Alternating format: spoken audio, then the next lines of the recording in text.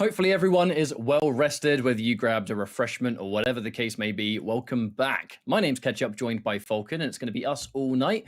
Well wishes to Mustard, not feeling very well tonight, so you're going to be stuck with us for the evening. This is our latest qualifier of the Intercontinental Combat, part of the Pro Competition, and it's going to be EU West. But before we start things off, I feel like it's always worth, Falcon, reminding everyone what this is and, more importantly, what the PS4 tournaments is all about for both Pro Competition and Open Series. Yeah, I could do just that. Well, with the PS4 Tournament Open Series, they are the proud presenting partner of the Pro Comp Online. The Mortal Kombat 11 Pro Competition is presented by these tournaments. Be sure to check out the Open Series. They are weekly competitions for all skill levels. You can compete against your friends and rivals for unique rewards. You can visit the PlayStation 4 Competition Center, the one destination that has Mortal Kombat content that gives an inside look at how top players play and tips and tricks for players of all skill levels. Head over to the website right there, compete.playstation.com, and connect it with your PSN, and you are good to go. Great place to get started in the competitive field, and a great place to gain some experience whilst, we are here in the online realm, so to speak. I mean, absolutely. We're in an age right now where we have no choice really but to play online, and MK11's netcode kind of allows us to have these super legit online tournaments where the best still get to remain the best, right? And on that note, let's take a look at the players that are going to be competing today. So everyone would have had to make top 8 yesterday, and as you might expect, the top 8 plays out today.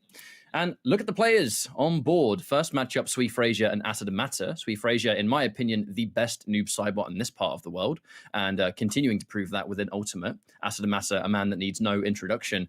DMT up against Mirko, so we'll be seeing that one afterwards as the next round of winners. And then over in the losers bracket, Infamous versus Zoka. Zoka, the very fun-to-watch Cabal that I think we're used to by now. And then finally, Javier versus Orp. There's a bunch of familiar faces here, but I think, really, the invasion of Italy. Zoka, Mirko, and Asada Mata are statistically the 3 greatest Italian Mortal Kombat players, and they're real pioneers of the online-based Italian scene. So I think there's a good chance that one of them is going to be able to take the tournament today.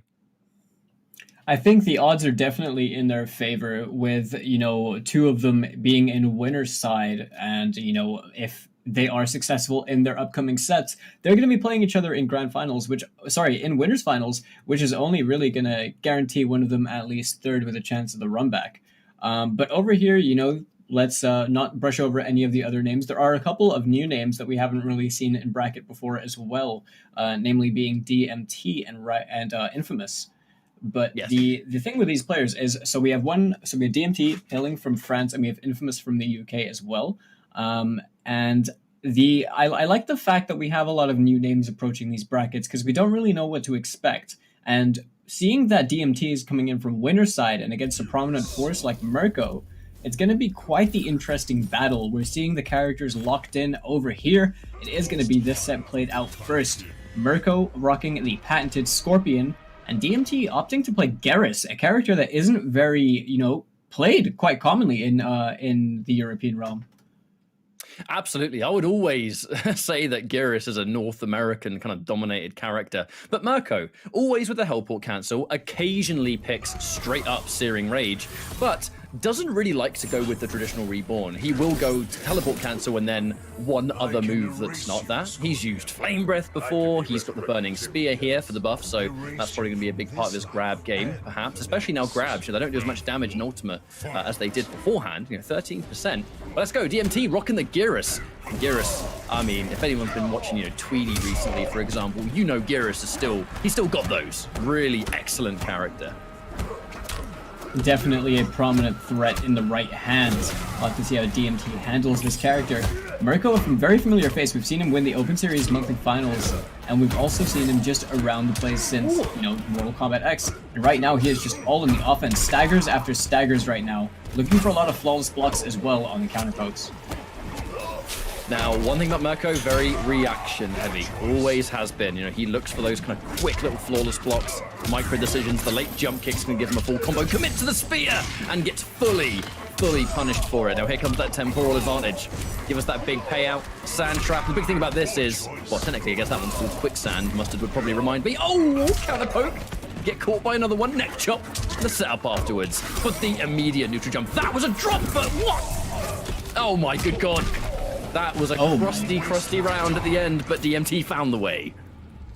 It really was catch up. And you know, the thing about that was that DMT blew up the forward 4-2 straight away. I wonder if we'll see a little bit of an adaptive process from Mirko's side. Finds a pickup over there, but doesn't get the full combo. He's going to send DMT towards the corner. Able to get that immediate scramble. Ooh! Not even particularly sure that was intentional because there was no amplify there. Surely if you're looking for the temporal, you wouldn't do that.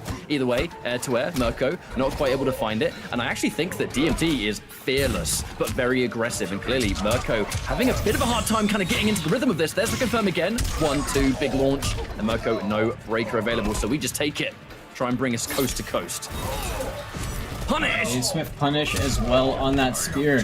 Good presence of mind and knowledge as well of the matchup from DMT. Just playing patient right now. Doesn't need to overextend. Mirko, the one that needs to make the comeback. Danger territory though.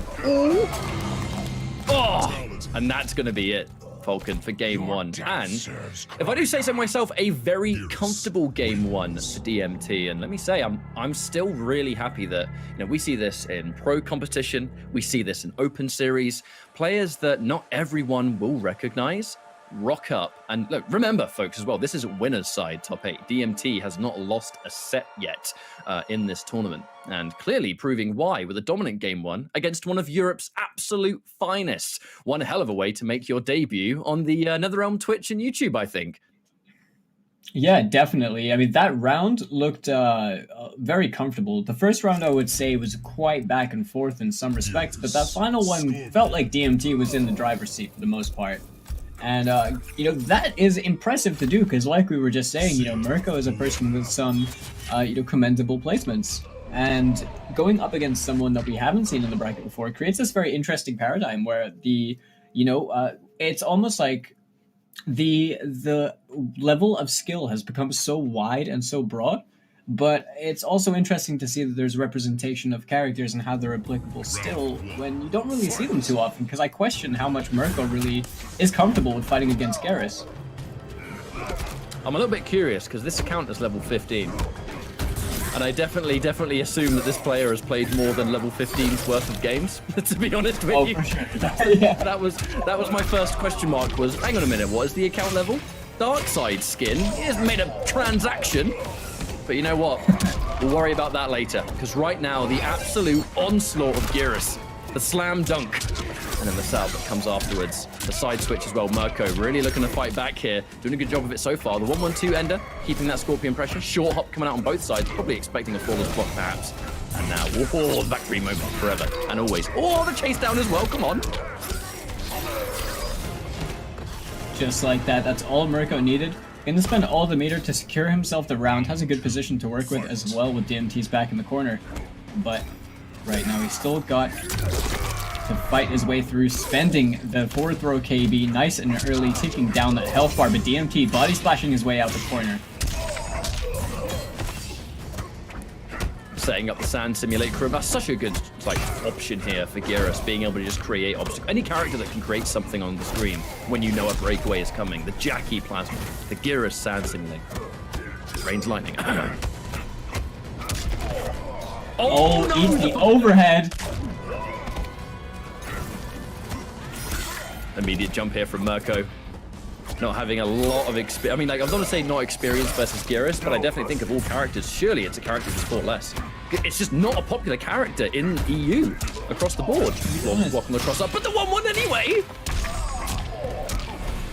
You waste my time. And round for round, DMT answering back with a very clean confirm again. We're seeing this, and Mirko now, he gets a very nice opening hit with that back two straight into the teleport. Checked straight away, denying the possibility of that command grab. Quick Major punish though.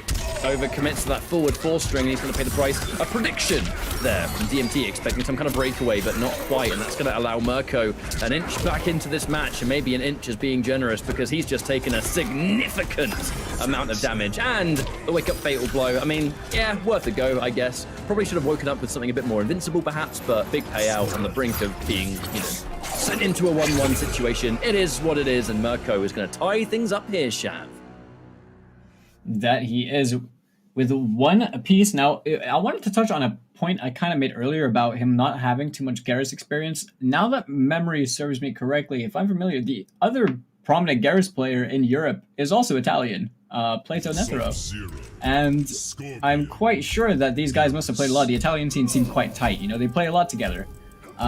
So I think maybe it just comes down to the fact that both these players know each other's matchups. I mean, this is quite a day one matchup, if you will.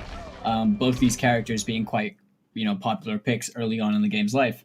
But over here, it seems that DMT is just trying to essentially fight the very scrappy nature of Mirko. You know, the kind of very stagger heavy, very like, you know, he's not afraid to just do his thing. Also, thank you for carrying me, by the way. Wasn't aware there was an Italian Gyros player, so that's definitely my ignorance getting the better of me, but it definitely makes a lot more sense in that sense. The online Italian scene has been so competitive with MK11. I know Astamassa and Mirko, they speak very highly of it. We've been seeing inches of that with Soka, you know, coming out the woodwork and being a fantastic Cabal player. And now, as we go into this 1-1... Whoa! Off a short hop down, too. You wouldn't have thought we got enough hype from that. Oh, a nice challenge on the helport cancel. Knew that he wasn't going to go into the actual teleport itself. Oh, wake up neutral jump, Mirko. He is very, very mobile. Looking for the trip guard as well, but the cancel. 1-1-1. Good reactions there from DMT. However, another throw tech. Good reactions continue still. Body splash and the stagger. Tick grab begins. Not quite enough for the KB, but almost. Wow! Walk up throw. Okay, we got those. Watch out for the fatal blow. DMT now just trying to find the opening hit. That's all he needs, but Mirko in a really good position right now to still win the round. Oh, the buffer! Buffer or punish. I missed it, I'm going to be honest. I just saw a back two at slightly further away range. We know Mirko's got those. Either way, never mind, 1 round. Oh, that one was. That was the tech. Mirko's so good at that cancel, kind of giving you extra room to single hit confirm back two. Oh, had the right read, but it just wasn't there in time. The triple down 1 checks. Challenging a lot with that far-reaching 6 framer.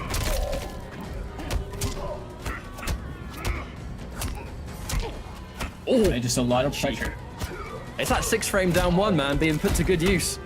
Another one, but before it's blocked to just deny some of the chip at the very least. Pick up. Doesn't do 1-1 spear. That would have been a death sentence. Empty jump grab. We spend those. KB is going to get cashed out, and it's going to be that spear buff. Do not get hit now, because the damage is absolutely going to take you out. Can't up to it. He's dead. Mirko's going to take this one. Bang. That is all he needed. Elbowing off the head. I didn't even know that was a brutality. I didn't know that was a brutality either. Is that a recent one? I've never seen him elbow the head clean off. Okay. I mean, normally the payout of that is amp into like down 2 brutality. So the head comes off, just not that way. Yeah.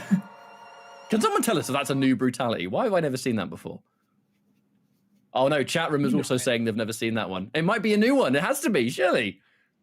Old one. Either that or it's been very tactfully hidden. But Mirko has taken the lead in this set against DMT. It seemed to find a nice adaptation in general, just to stop DMT from kind of pressing buttons as he wants to, essentially.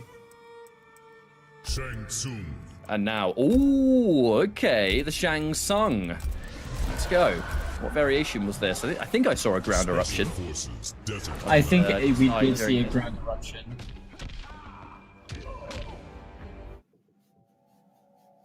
Ground eruption and shake. The kind of classic, really Warlock plus, I think, for a lot of Shang players. They like having that projectile denial and ground eruption. Because you keep the corpse drop as well. Don't forget. Now Mirko 2-1 up here. 1 game away from winners finals. Starting things off with a stagger into the forward throw. Just choosing to play a bit more respectfully. Checking with the back 3. DMT right now. Just playing a little bit further back, whiffing the eruption. Surprised we didn't see a spear earlier on, but gets the KB. Right into the nose, man. But you're playing essentially Warlock Shang Tsung against Scorpion, which has actually been said by, historically, Warlock players did not like this matchup. So I'm kind of intrigued that DMT has gone to Shang Tsung from Gyros. You would think on paper, especially with this being the Shang variation, nice ender by the way, keep the corner, that Geras would have been a better pick, perhaps? Match point for Mirko, all the same. We'll have to see how things pan out. As, yeah, I can't imagine this being too much of a fun matchup for a Shang player. But either way, I'm sure that there might be a comfort pick over here as well. Maybe. This might have been the character that he spent more time playing. Yeah, when I see Shang Tsung players like Arn Kratos or Disarted, they basically pick those close-range brawl variations when fighting Scorpion. Used to be Soul Eater, now it's whatever you want, really. That's the ender coming out from Mirko. Another forward 3, not quite with the height to confirm into a 1-1. All the same, DMT has to rush this down, get something. The escape failed, expecting some kind of heal, perhaps. Back to the full screen, but I think we won't be there for long. Yep, here we go. Oh, gets the last hit of the eruption right there. Gets the amplification as well, tacking on a bit more damage. Now working with a bit, gets the OS as well into the eruption, ending it that way. Mirko only just built back his breakaway, but he does have Fatal Blow. Danger Terry for both. Jump in. Down 1. Try and steal the turn. Mirko really wants you to press. He's fishing for the forward 4, looking for it all the time. There's the 1-1, and he steals the round away. The patience from DMT. I always say there's a bit of a pattern sometimes. Mirko loves the forward 4 string when he has Fatal Blow, because that's kind of like his fish for the comeback. Always. Oh, the 1-1 blowing straight through that grab attempt. Mirko right now trying to fight his way through, throwing out a lot of buttons right here. Gonna get confirmed in the corner, but a combo drop. Narrowly too far away. Narrowly too far away for it, Falcon, to get the 1-1. Ever so Mirko slightly. Technically down on life. But that could change in the blink of an eye. The whip grab. No break.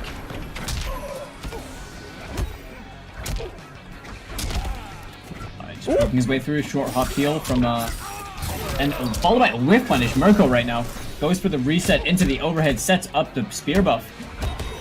And now we're gonna see the quick check overhead blocked, plus frames. Another cancel back to the far screen. Be nice and safe. Looking for the spear. The whip punish on the corpse drop. So good. And now Mirko has to be quite careful. The dash in. The stagger. But that's not going to be it. Now it could be one touch either side. The grab. The tech. Mirko. Plus frames. No flawless block. But the tech. Oh, the tech. Insane. Oh. Mirko's going to do it, Falcon. Mirko's going to do it. The last minute, that was insanely clutch of luck. Like, being able to teleport around there to cancel. The fact that the MT wasn't able to tech at the end because we throw punish. That was quite a set, I think.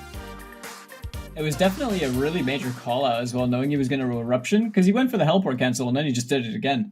And over there, really, like, it looked like it was going one way in the beginning of the set, but then Mirko really just kind of, you know, turned it on its head and just played his game. It really kind of just looked like the classic Mirko that we've been seeing throughout time. You know, he's just a very high octane, plays his kind of game Scorpion player and just does his thing. And I was, you know, throwing a bit of similarities between him and Mercer. I think they have like similar styles, but they do kind of play like very slight differences in how they approach the game. But it will be. The change to Shang was definitely, for me, a little bit of a question mark.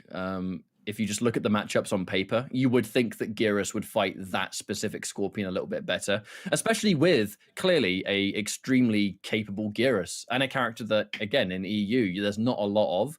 I know that, again, you mentioned that Mirko would have had that knowledge regardless, but I think the point still remains in a tournament setting. Now, let's take a look at our next matchup. We'll be seeing that in a real second. We'll be seeing Acid and Matter and Sui Frazier. If you're a Noob Saibot fan, then we got you covered, because Sui Frazier, I strongly believe that in this part of the world, is the strongest Noob Saibot player. He does a fantastic job of showing how a solo Noob Saibot can rock if you have multiple variations, and you really need to be a specialist to make the character work on their own. Yes, but Frazier is definitely an incredibly strong Noob Saibot player. And the way that I feel like Noob he's a very interesting character, and you spent a lot of time playing Noob yourself. So regarding his special moves, do you feel like there's a particular loadout that feels like a one size fits all, or do you think that it really does depend on the matchup to, you know, pick and choose what works best?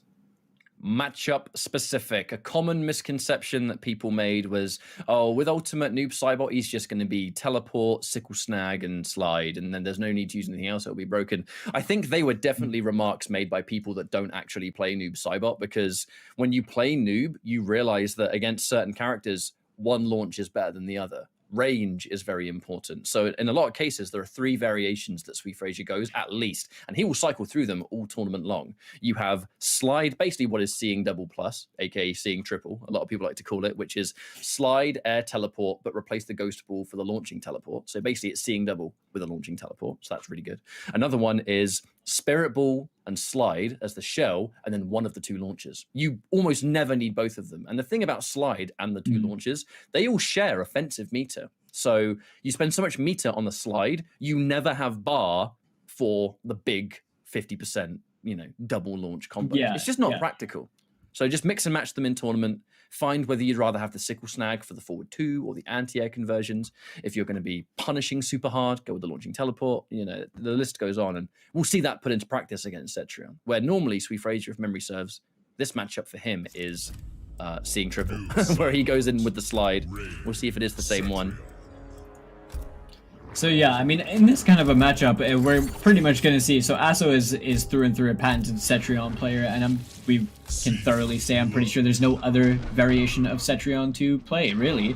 When this one is pretty much just the best, the go-to. And in this kind of a matchup, Ryan, what do you think about it regarding the loadout that we have Swift Frazier on right here? Do you feel like there's anything, the best variation to take for this matchup, because basically you have that kind of real grounded, chunky damage potential, but when you jump and she does things like Hell's Wrath or a projectile, you can air teleport her on reaction and get about 30% at least, So we've seen Sweet Frazier fight Asadamasa before with this variation. He does very, very well, so don't count him out in this one, but this will be the variation we go with all the time, I guarantee it. Nice anti-air though for Asadamasa. Definitely a very active player. Asadamasa as well, no stranger to the top 8 spot in European competition. We've seen this guy's name around the place, and he's got a very solid defensive game plan with Cetrion. Perfect character to let him play the way he wants to play the game. Wow, the reversal punish? Wait a minute. I'm curious about that. If she staggers it on its own, the punish of the up kick, does the up clone trade with the wins? I'm going to be keeping an eye on that. Either way, this round is very much going to go to Cetrion, the way things are currently going. Side switching throws, the comeback is possible. Never forget the damage of Noob Saibot, especially now. Right now, we just see Asso just trying to slowly chip away. With Frazier jumping that throw, doesn't get it confirmed. Oh, Sweet Frazier! That was one of those moments where he was absolutely positive that 1-1-2 was getting blocked no matter what. If he expected any of it to get hit, that would have been a 1-1-3 because there was a fatal blow waiting to happen. And here we go now, the 1-0 in rounds. Frazier. Oh, it makes the hard read with a big punish. That was a very big bet. Asso going straight into the armor break as well, so Frazier not biting on it. Only 828% on that KB. Not too bad. Dash into grab, always going to be a bit tricky against Cetrion though, because those grabs mid-screen, they send you full screen. It's why Noob Saibot's grab game outside of the corner isn't really all that. Uh-oh. It's opened up though, confirmed. Yes indeed, yep. 20%, always 20%.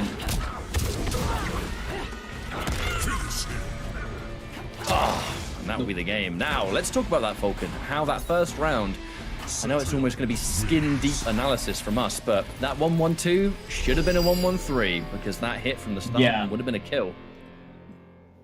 He definitely wasn't expecting it to connect. I mean, the 1-1-3 was the option to go into. I mean, I don't really think for anyone, even people who don't play Noob, to press 1-1-2 over there unless they genuinely thought it was going to get blocked. I think it might have been in his own head a bit. Just believe. Yeah, but either way, I feel like Swift Frazier has shown us some interesting things in that one match. Asadamasa right now is playing an incredibly, just aggressive defensive style. He's acknowledged that he can't play his traditional runaway game, so he's opting for just more of a space control oriented game, and he's just applying the pressure insanely well, but he's finding these confirms quite often, whereas Swift Frazier is just kind of, getting the stray hits, but took a couple risks in that last game and paid the price for it.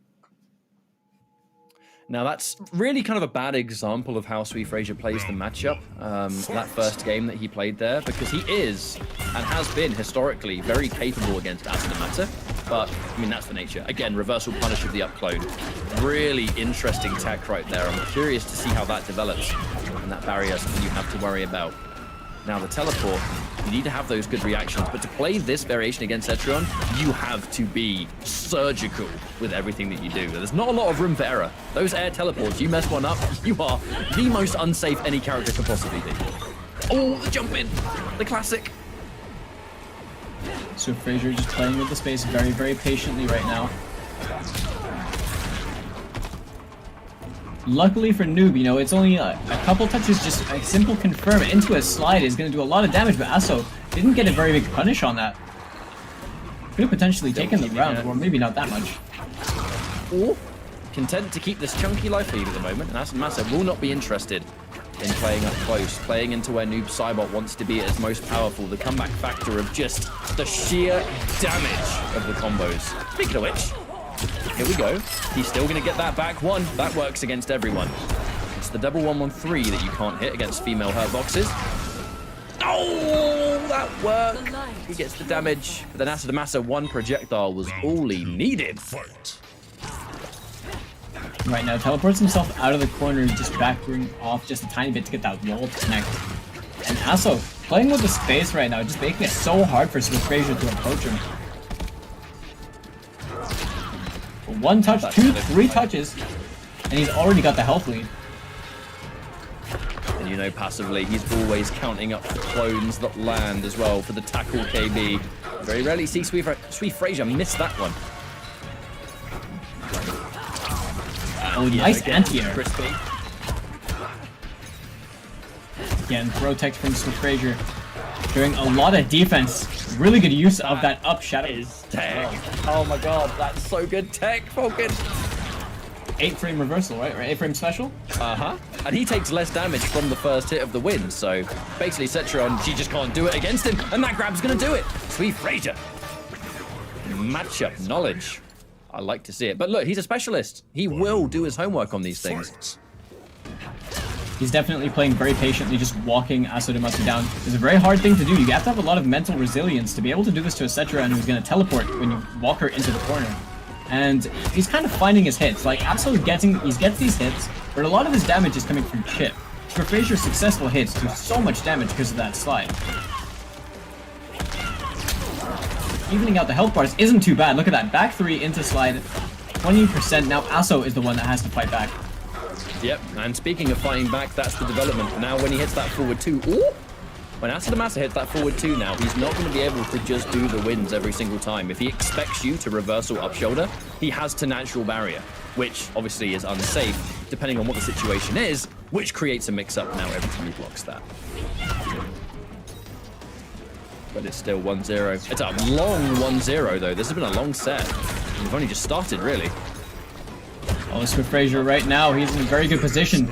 And down 3. The far-reaching poke. I really like the decision to go straight into the slide over there. Aso did not have the defensive bar to soak through that one. As for Frazier gets the game on the board. And that's going to be a 1-1 situation, but this is going to be a battle of range. 2 characters that excel at it. But that Cetrion matchup knowledge being displayed here. And we have created, I think, a progression of the matchup as we go. Because now, Asadamasa is well aware. I hit you with that mid into the wins and you do the up clone. Now I need to do natural barrier, which completely messes up the timing and probably punishes you. But again, now it's I know that you know that I know, and we go from there. Yeah, it's like, which layer are you on? All about the buying game, but now it's really... They have layers. But Aso now, you know, he's gonna have to think a lot more about his approach in the offense. Like, and that is, I feel, quite a scary thing to do when he's already struggling to get damage past the chip damage. I really do feel like that's such a big part of this matchup right now, because Frazier only needs something like a back 3 or a forward 2 or something like that to connect into slide, and then Aso is the one that has to like start working that much harder to try and you know, make the trade-off count.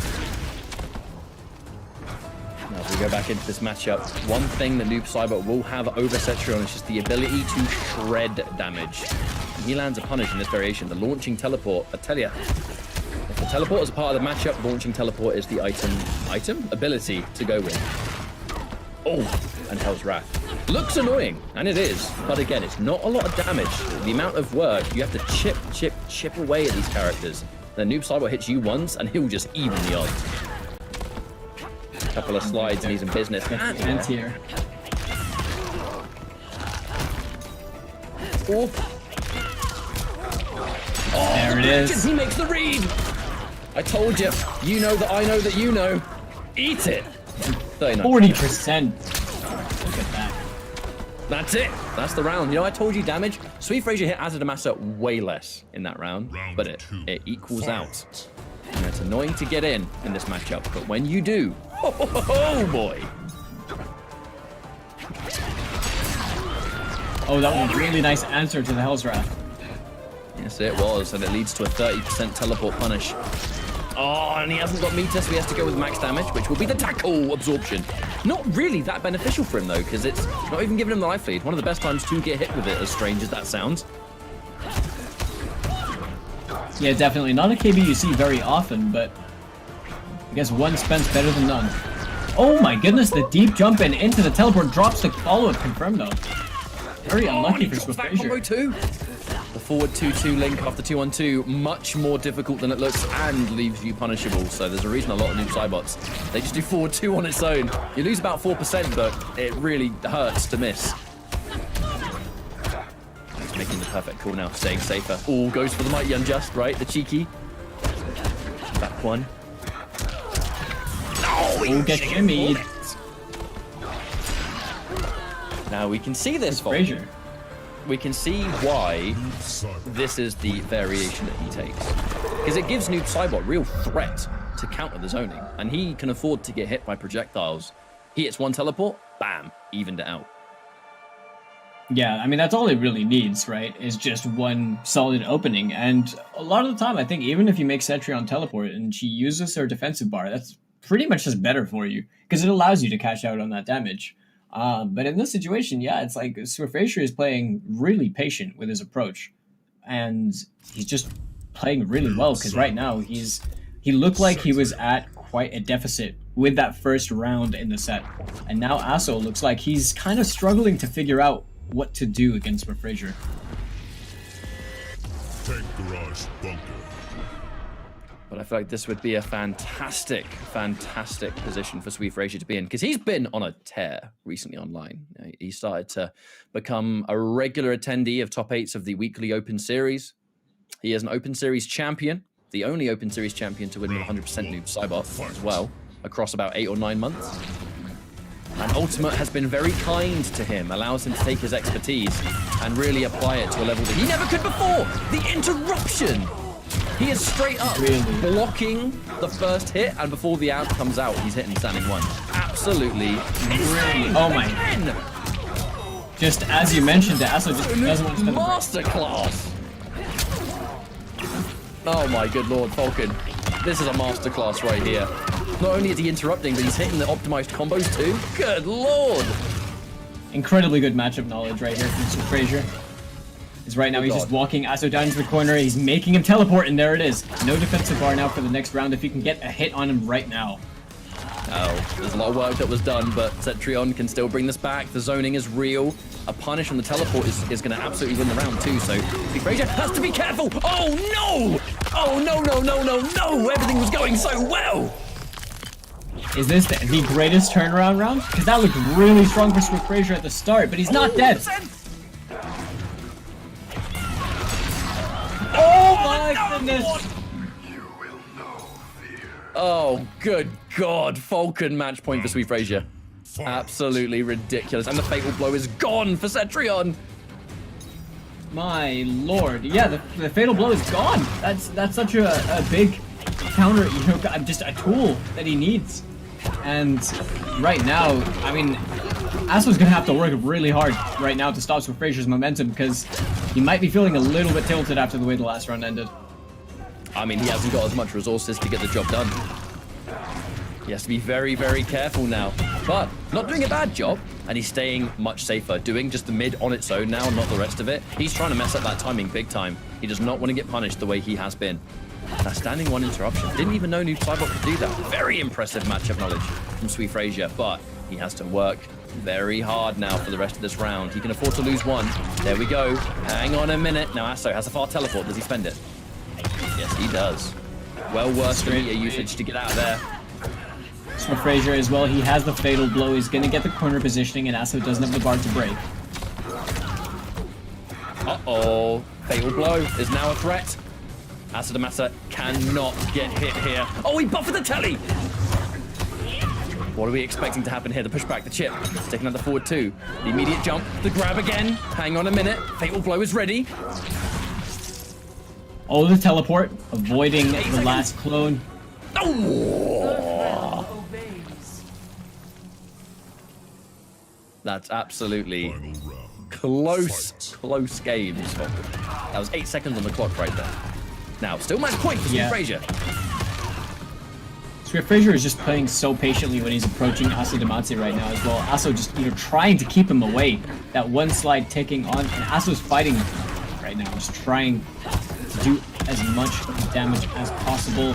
Blown up on the wall, and straight away answers back. And because of that patch, it was a while ago now, but that patch that made the kind of input system out blocking or whatever much more consistent, that's going to be a really consistent punish for Noob Saibot too. No doubt, that's why Sweet Frazier goes for it. Gets it every time. But now we're in a dangerous position. Even if Asadamasa gets launched here, there will be an uppercut at least. You can see that he's trying to bait Sweet Frazier into a few things. He's trying to shimmy as well. He's doing a lot of forward walk back dashes. He's just trying to get something out of him, trying to make him whiff, teleporting away, trying to play the timer. Fatal blow. Giving Swift Frazier a fail. That block barrier really did him a favor, if anything. And now he moves in. The reversal slide's almost going to do it. He's so close, he can taste it. Down 4? Oh no! Was that down 4? I'm sure that was meant to be a down back 4. I think it was meant to be an up clone. Asso trying to chip away, it wasn't enough, but the How down much do we three. want to bet? How much do we want to bet that that downfall was meant to be up clone? I feel I'm like pretty it was sure it was meant to be up clone. He did slides because he wanted Asso to jump, because that's exactly what he did to him before. He jumped in on him and then he did 2-1 fatal blow. And that's how Asso won that, like he got that off earlier. He wanted him to jump. I'm sure that was an up clone. Oh my god, game 5 again. Here we go. Oh man. That was the moment. That was the win right there. Really was. Hopefully he's not in his own head too much about that one. Asadamasa probably letting off a big sigh of relief as well after getting that game. Keeping himself it feels alive. very much like a lifeline, doesn't it? Yeah, it really does. A second win has been granted to the Italian Cetrion player, for a potential chance at being able to play against another fellow Italian player, Mirko. But right now, Swift Frazier is going to have to... we're down to the final game. I don't really think there is much else to say. We have been seeing, just how these guys have been playing the matchup, but that last game was a complete scramble. Oh yeah, it was. In the last, closing moments where things very much did not go to plan, I think. Now going to Shang Tsung's ruins. Pretty good start there from Sweet Frazier. Now, we haven't had a chance to really see the tackle KB, but every time you get that slide in the amp, it is a separate count towards the tackle crushing blow. So make sure you keep that in mind. Escape failed. That could absolutely be used in a rainy day. Noob Saibot, both grab directions, give him a KB, so that's good. Definitely. Oh, gets a punish with the air teleport. Sweet Frazier. A man on a mission to correct the wrong that was done last time. The 1-1. 1-1-2 coming out again. Looking to pass you forward. Ooh, back-to-back barrier. Haven't seen that in some time. Right now, going for the meaty barrier as well. Also just trying to back off, trying to find a hit. Just keeps Frazier away, slowly chipping away at the health bar. He's got a bit of a health lead. But also Frazier needs his one touch. He might have just stolen that. Yes, he did. Now the fatal blow belongs to him, but the damage of the fatal blow means that if Asadamasa gets hit really at all, he's done. The natural the wins, push back. It really starts to add up at this point. Empty jump grab to tech. Let's not forget the crushing blow still exists as well. Coming down to 10 seconds now, catch up. Yep, I mean, I don't actually think there's anything he can do. Wait, he can spend the KB, but will it be enough? No, he didn't believe. That was his knowledge. That was his knowledge. He would have spent it and still lost. Purifies. Round 2. Fight! But right now, Asadamati on set point as well. Very swift turnaround. But right here, oh, doesn't get the punish on the wake up. Know that he was definitely fishing for it.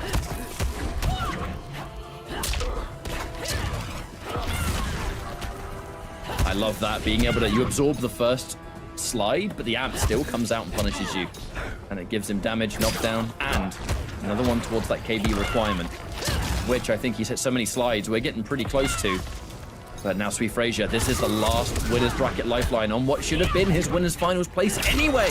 And Asadamasa doing a great job of fighting back, getting the meatiest of meaty jump kicks to blow up the down 4. No anti-air for Yusa, knocked down, and things are just going from bad to worse. Yes, Swift Frazier looking like he's in peril right now, but the fatal blow connects. Wait a minute. Wait a minute. Oh, what's he gonna do now? Asadamati as well, sitting on the fatal blow. Gotta be careful. He's got 201 health. If he gets hit by back 3 slide, he might survive with like magic pixel. The teleport getting out to safety. Sweet Frazier has to be so careful. Looks for it. The tech. Oh, the throw tech. I gotta say, teching that grab at the last minute is insane because I'm pretty sure he still had crushing blow throw. I think, yeah, he still had the throw KB. He got grabbed. If he got grabbed there. Yeah, he got grabbed that was there, a very clutch tech from Asadamati. He definitely did still have that KB because obviously he didn't spend it the round before. And I mean, Aso, you know, he just about got away with the game before, but this game, it seemed like that final round looked like it was his. He was really just able to run away with that and play the timer and just make it the most frustrating experience for Swift Frazier, who's trying to approach him, and Noob, you know, known to not have exceptional movement in the ground. But it was a hard-fought matchup. I feel like in those closing moments, the fact that the button he pressed at the time kind of caught the grab, the tech comes out, saves him, and it undoes the crushing blow as well. That was the moment. That was where the win was, because it would have done enough damage. And then it's unfortunate again with that down 4 in the last game. It was so tragic. He played so well. But I mean, hey, look, folks, if anything, you get to see why he's my favorite Noob Saibot player to watch right now. You know what I mean? Him and Abyss, my 2 top. Absolutely. But let's talk about the pro competition, Falcon. We have North America, Liga Latina, and Intercontinental. They have all these different sub-regions, as you can see, and these are forever ongoing. It is that, again, compete.playstation.com. It's all done through PS4 tournaments. The Open Series is as well. It's the one-stop shop, and with all 3 of these different leagues taking place, covers a vast amount of the world. And, you know, the Mortal Kombat community is a worldwide community. That it is. It's a great way to just get started and also just to see how you fare against the rest of the competition in your region. Honestly, just a great way to, you know, potentially even earn some money if you start doing really well as well. It's all a qualification process. You know, you're earning points. It's working in that structure. You're going to be earning 350 for first and 260. You'll be earning them as you go along, depending on your placements. But it is going to be very hard-fought competition. So if you're looking for a place to level up, you know, look no further. Now, I'm curious about our next set of matches because we are in for a bit of a treat, I think. If memory serves, we should have the match with Zoker versus Infamous. So Infamous, a player that, again, I think that I'm not particularly familiar with, which is really weird. I think I say this more about recent UK players than anyone, which is kind of embarrassing because I used to pride myself of knowing every UK player, but I think it just talks about the growth of the UK scene. There's always a whole bunch of new and up-and-coming UK talent. And Infamous being able to make this top 8. Lose aside, this is elimination territory, as it is loser's bracket. But Zoker, who is one of the most impressive Cabals you can watch. This guy is an absolute animal. Yeah, Zoker is an incredibly strong Cabal player, very much a Cabal loyalist as well. Has a different variation for, you know, various different matchups. But we've seen him just consistently just show us solid Cabal gameplay. Which, you know, in Europe, we have like a few Cabal players, but he still doesn't feel like a character we see too often. You know, in the realm of like the online tournaments and things, we're not always seeing the Cabals in top 8s. And in fact, I don't think we really do much. Just a couple vicious. Yeah, you know, the American Cabal players out there as well are doing exceptional amounts of damage and stuff. But Zoker is definitely a guy that you should be keeping your eyes on. Another Italian player. And I mean, this is three sets now in a row where we've been having these Italian players, and all three of them are incredibly strong, as you said earlier on. But before we can get into the game, we do want to. Sorry, go ahead. I think we had the same idea, I'm pretty sure. Before we go into this game, we want to shout out Astro, because as always, if you're familiar with Pro Competition, Astro is the official audio partner of the Mortal Kombat 11 Pro Competition. All of our audio is powered by Astro for the entirety of the season. And if you want to find out more about their wonderful products, go to astrogaming.com and check out their PlayStation audio products that are available right now. Shav, we had the same idea, I think, and I'll let you have the next one. I stole that one by mistake. All good. Either way, we're just pretty hyped to get into the next set. And yeah, I mean, I'm pretty excited to see who Infamous plays. I genuinely don't recognize the name. I don't feel like I've even seen it in passing. So I have no idea who this person plays, who this person is. And I think that's, you know, really exciting going into this match, because obviously we know Zoker to be really good. But if we have a really close set in our hands, it really opens our eyes and widens the perspective on just how good the level of competition really is nowadays. Right. Zoker, you know he's going to pick Cabal. The question is, what variation? He doesn't, although I'm sure he does know how to use the air dash Cabal, it's not the only one he plays. He plays a whole bunch, and he does a great job of showing off how good Cabal can be without it. And this is the variation, MKX character. This gives him all kinds of mix-ups. The Cassie Cage coming out from Infamous. I know the gamertag is Obsidian, but I believe the player did request their gamertag to appear on stream as Infamous, so we're going to go with that. And Zoker. Zoker always has the finest Cabal customs. Look at how cool he looks. The MK9 mask, dash cancel, low grab, and air grab, like the combo extender. Yeah, it seems like a very solid and traditional Zoker loadout, if I may. The low hit grab he really likes to use, opening up a lot of space. And yeah, you know, just a solid Cabal loyalist. Infamous, on the other hand, Cassie, who we've been seeing a fair bit of recently in the online competitive field. But ultimately, you know, a character that's still, I want to say, like, she's not bad. She's not amazing as well, but she has her uses. She's got a lot of utility. Yeah, she kind of has a bit of everything, doesn't she? And if you're a super talented player with the fundamentals, she's a good pick for that. And Zoker, the dash cancels. This is where we start to develop, because dash cancel, the fact that we already see, he thinks you wake up roll, he loves going for that buzzsaw KV.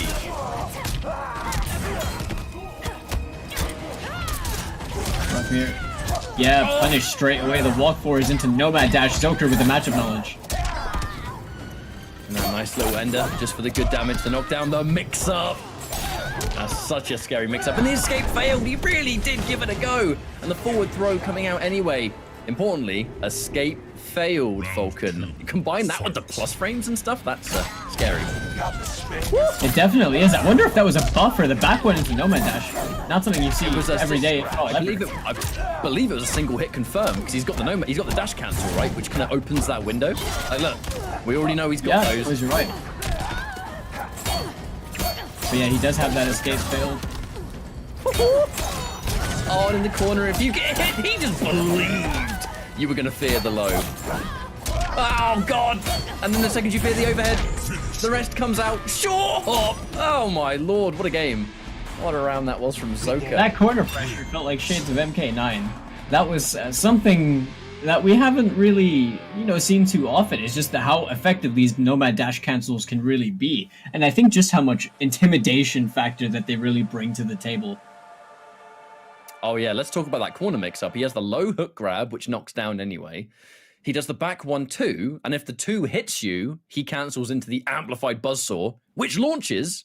It's the gift that keeps on giving. I think there's a reason his variation, he likes to refer to it as an MKX character. MKX had super insane launching mix-ups pretty much here, there, and everywhere. And if you play Cabal, It's such a tragedy that we see almost every Cabal rock just the slight gas, because Cabal is so much more than that. And I'm not downplaying slight gas. It's ridiculously good, but you can still take Cabal and give him other customs to play him in a different way, which is what Zoka is doing because he's been a specialist of so many of his variations before Ultimate. He's gone into this really prepared. Yeah, and it seems like, you know, he's definitely a guy that knows his matchups, he knows his punishes and everything like that. And I think it's oddly refreshing since Ultimate was dropped to not see Light Gas on Cabal, but just see more of this conventional Cabal gameplay. Cashing out on that KB nice and early, gonna get himself a forward throw right now, and he's got a decent health lead. Making another prediction perhaps on that back roll, throwing it once more on Wake Up just to establish space. Zoka is going to establish. And the thing is, you can spend those offensive bars on the potential mix-ups or whatever it is you're trying to do, because he has defensive meter used for the dash cancel. Yeah, exactly. Oh, He gets shitty. The cancel into grab. General rule of thumb is single hit into dash cancel tends to be pretty plus, but it's the double hits that tend to be not as much. They're there to catch you flinching, I think. And round one for Zoka. I mean, I'm glad that I haven't cursed him by speaking him up, because he's one of my favorite players. Infamous hasn't had much of an opportunity to really fight back yet. That was a hard read on a jump, perhaps. Maybe it was just an input error. Oh, the chase down, the punish on the flipping out. That was a brilliant punish right there as well, just completely reacted to it. Gonna get himself a nice back throw over here. Has Infamous in the corner. Zoka now just trying to feel out the space. The back one confirmed.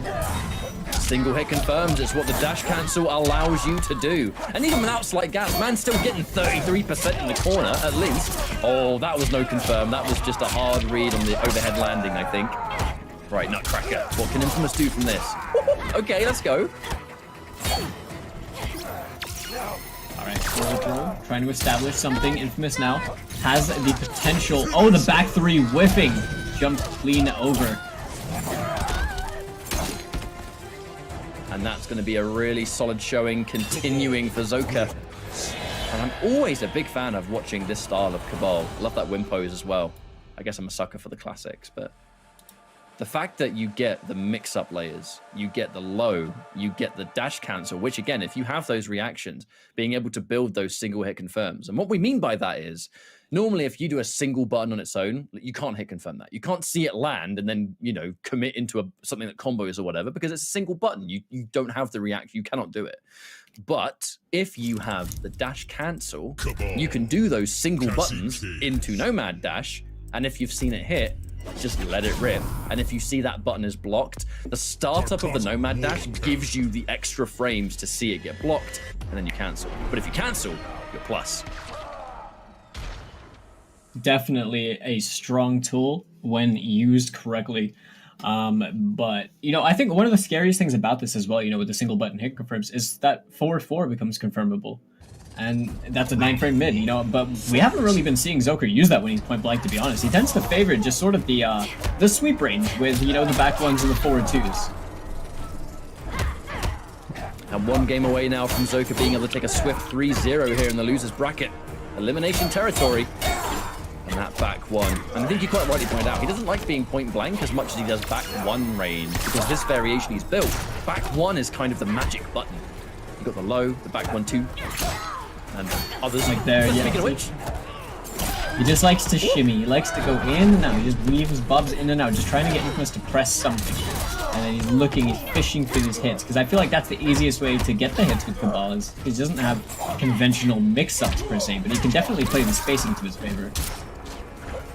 I remember once upon a time, you know, Cassie versus Cabal was often seen to be a really difficult matchup for him. I'm pretty sure Ultimate and the ability to take different moves has significantly changed that. Because it doesn't look anywhere near the same matchup that we used to see, right? Whereas Digital Soldier versus anything, really. That's a scratch. Yeah, I think you're right over there. Right here, the forward 4, keeping all the pressure up in the corner, keeping himself safe as well. The glow kick not going to get able to, he's just doesn't have the ability to punish that. Yeah, I wonder what Cabal can do, if anything, because it's -8, right? Yeah, I don't think he can, I don't think he has anything fast enough. Fight. Yeah, he's not the fastest button character, is he? Either way, still match point, though, for the Italian Cabal. Absolutely killing it so far. We're going to get a forward throw just to keep things a little bit less predictable. Dash into... Ooh, good trade. Out in this top 8 as well, but a nice anti-air. Infamous is going to have to fight back. Nice whiff punish as well with the back 3. Back 3 moves right there. Always. Channel the Babs. Dash and grab. Lovely tech, though, from Zoka. Get off me. Oh, down. The raw jump in. Oh, doesn't quite manage to get the Nomad dash. Normally the classic jump in option selection, one of the most effective. Plus frame, mix up. Caught him flinching. Well, he's starting to use the air buzzsaw a bit more than he has been this whole set now. Over the back 3. What a pick up. Lovely pick up there from Infamous. Oh, God, love was that. Does the walk back. Another fatal blows a threat. The grabs are absolutely severe. And there's one more. Do it. The dash in. Back 1. Plus frames. Blocks it. Really good block. That might be saving his skin. The block, because it's only -8. Oh, he got clipped. I have no idea why he got hit over there, but I could tell he was just trying to chip Infamous out. That was really his round. But Infamous holding it together, it has the round on the board for themselves, and potentially could make a start if something happened, but it's going to be very difficult when Zoka right here is still on set point. Well, there's the chase down. Signs of life absolutely from Infamous so far. This is looking like a complete wash of a 3-0. Oh! You're not expecting the amplify there. Clean anti-air. All right, Zoka. Maybe getting a bit too far ahead of himself. The flipping out's going to get punished, though. Not at the right range. And there's the break. Might be the only break we get access to here, because Infamous now back to the corner with Cabal, and these mix-ups. A really good block on the overhead. Surely you're happy to take the low if it means the overhead doesn't combo you. This is a very difficult position to be in. The forward 4, whip punished by the back 1. Just outside the range. He's going to end in that 2-3 low hook, 33%. This is a lot of damage to take, but Fatal Blow is available. Nice throw tech. You know he's looking for Fatal Blow. Oh, the grab! He'll survive. Barely. Wait, no, 950. Ooh, still 1. Oh my god, the kneecapping. Oh, that was it. The absolute moment that straight kick got blocked and the forward 2 came out. At that point, you don't need it to hit. You just need it to connect. Zoka is going to take that win over Infamous. Shoutouts to Infamous, though. Making it this far, top 8 is no easy task, especially with a character like Cassie. Yeah. You've got to have those fundamentals on deck, and clearly those fundamentals were enough to get you this far. So well done, and hopefully we can see you again. Zoka will be moving on. Yeah, Infamous played that really well. Was definitely showing signs of life, was just able to kind of try and fight back, but ultimately Zoka just was the one controlling the entire set, just with playing just overwhelming pressure and abusing the spacing that he was trying so hard to maintain with the back 1. An excellent real usage of Nomad Dash Cancel. Not something that we get to see too often, but when it's used right, it is fantastic. Oh, it's really good. And I love watching a good Cabal. Always been one of my favorite characters to watch. And especially now in Ultimate, again, I almost feel like a broken record saying it, but Ultimate has allowed real specialists to kind of thrive a little bit here. The Sweet Frazier noob, the Zoka Cabal, they're all perfect examples of that. And that's going to be our first match in this first round of losers. Up next, we'll find out what our next match is going to be. Now, before we do, because I accidentally stole your thunder last time, run us through the PS4 tournaments. We'll do the PS4 tournaments. The Open Series of presenting partners for the Pro Competition Online. Proudly presented by PS4 Tournaments. There are weekly competitions for all skill levels. You can compete against your friends and rivals for unique rewards. Visit the PlayStation 4 Competition Center, the one destination that has Mortal Kombat content that gives you an inside look at how top players play and tips and tricks for players of all skill levels. Head over to the website compete.playstation.com, sign in with your PSN, and you are good to go. If you are looking to get yourself into some competitive Mortal Kombat action and join in the carnage, that is the greatest place to start, because you can just play from the comfort of your home, as we are all pretty much here bound to, unfortunately. But thankfully, we have these things to compete in and a way to keep the competitive spirit alive during these unfortunate times. Yeah, the Mortal Kombat community has had plenty of opportunities to still compete and stay active. We have this tour here with the Pro Competition Intercontinental. If you are of this region, we have had Open Series for, I think at this point, it is about 9 months, because we've just finished the January monthly finals, right? So there's plenty and plenty and plenty. And not even mentioning the absolute massive amount of community activity, you know, whether it's Yeah. Champion of the Realms, whether it's the lockdown throwdowns that you guys run, whether it's Massive Strike that we run. It's going to be all kinds of different things, and so many people that there's just too many to name. You know, the Mortal Kombat community Yeah. has always been wonderful for putting on exhibitions, whether you're Digital, Echo, anything. You know, there's so much activity online to keep people going, and it's great to see. And I really do hope that we continue to see it. But let's talk about our next match. Javier versus Orb, Yeah. who has come back from a bit of an extended break. Yeah, so this is a very interesting set to look at because given this, we can talk about characters as much as we want, but this is really a player matchup, I think, at this point. Now, Javier, obviously a very frequent and prominent online Scorpion player. We saw him do some severe damage taking third last time in EU West, but coming off of a mild hiatus, look at that walking reptile! Oh. the old main as well with the Cassie Cage that we did see up on in the beginning of the MK11. And, you know, pretty much just returning from the break and making this loser side top 8 as well. Looking to prove something over here and looking real good on the return. But Javier, definitely, you know, really good result last time we were here at the IKK catch-up. Oh, without question, because Javier has been such a fearless Scorpion, the embodiment of a Scorpion that just believes in their decisions and dedicates to them. Now the plus frames being respected, enforced again. Ooh, the shoulder charge, really expecting Javier the challenge there, and I guess bang on the money because Orc's going to be able to get that damage. A comeback is possible always from Scorpion, but oh, the up 3! Okay, that plus string, that's being used up a huge amount. Now what can Orc do here? No counter hit. Oh, that was a flinch. Just about got away from the second hit of that string as well. Javier right now forcing up into a position where he would have to try and use his projectiles or just chase him down. Oh, but a max range punish. We're frenemies now. Now that's going to be round 1 here for Orp. Fight. Gotta say, repping Exalted, you know, shout out to them. Upcoming UK team, always trying to build UK talent. Seen them in the Open Series, seen them in Intercontinentals, love to see it. And the Demon Dash for Javier. A nice little combo ender, a fast with punish too. I think the Demon Dash, I wonder how that might work against some of Cassie's moves actually. I wonder if it can punish. Probably not the flying kicks, it's slower than 8 frames now, isn't it? I believe so, yeah. Oh, the double. Let's go. Javier with the combos in the corner. But no break available. I think they made it. Switch coming out. I think they made it 12 frames if memory serves me right. But I could be wrong. Oh. Javier finding the hit, but a tech from he's looking for the confirm into Fatal Blow right now. He knows that's going to close out the round and get him the first game, and he wants that. He's going to look for a back 3 or a glow kick straight into it. Javier right now, he just doesn't want to commit to anything. Using those minus frames to dash in for free. Not getting clipped by these spears. Javier teleport cancel. Letting it rock, the whole thing, minus, but not punishable. Looking for it again, always sticking the glow kick on the end because all it takes is to confirm the cancel into grab. Honestly, all things considered, that was still a very, very risky play from Javier. But that goes back to what I talk about. My man believes in his decisions. Now 1 round apiece for game 1. Oh, right there. He tried the same thing again. Being wise to it. Answers back with the 1-1-1. Full combo.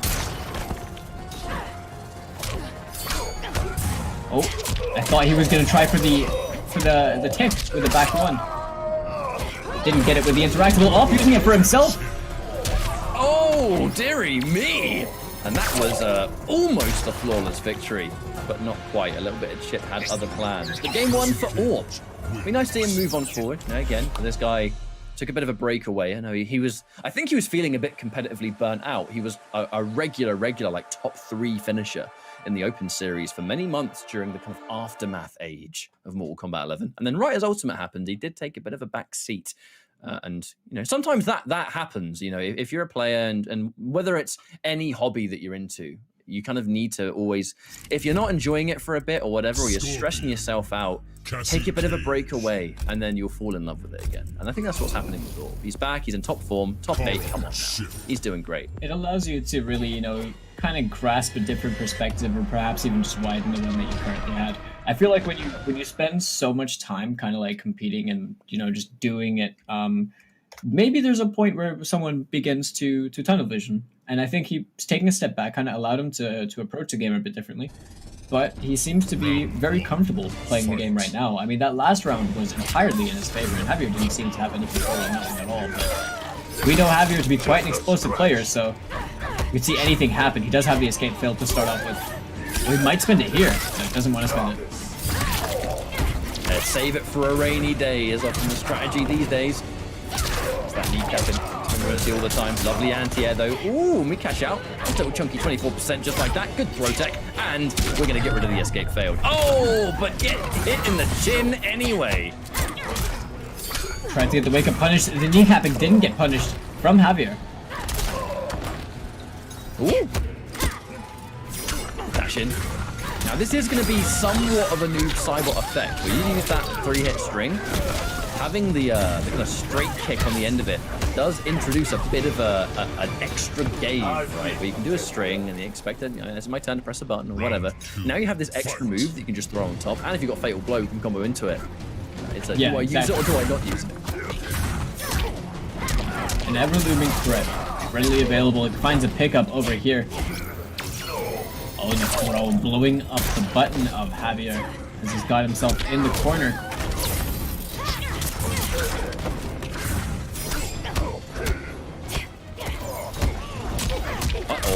Nice there it is again. Oh, looking real clean in this round, but with Javier able to take the first one. Fatal Blow. You can never count out a Scorpion with Fatal Blow. I refuse to do it. No confirm there from Orby. There could have been a little bit of extra damage left on the table. The grab, okay, here we go. Remember, escape failed was undone with a throw tech in round 1. Goes for the dash and shoulder escape failed as well. Javier, yeah, he still has that KB anyway, the throw.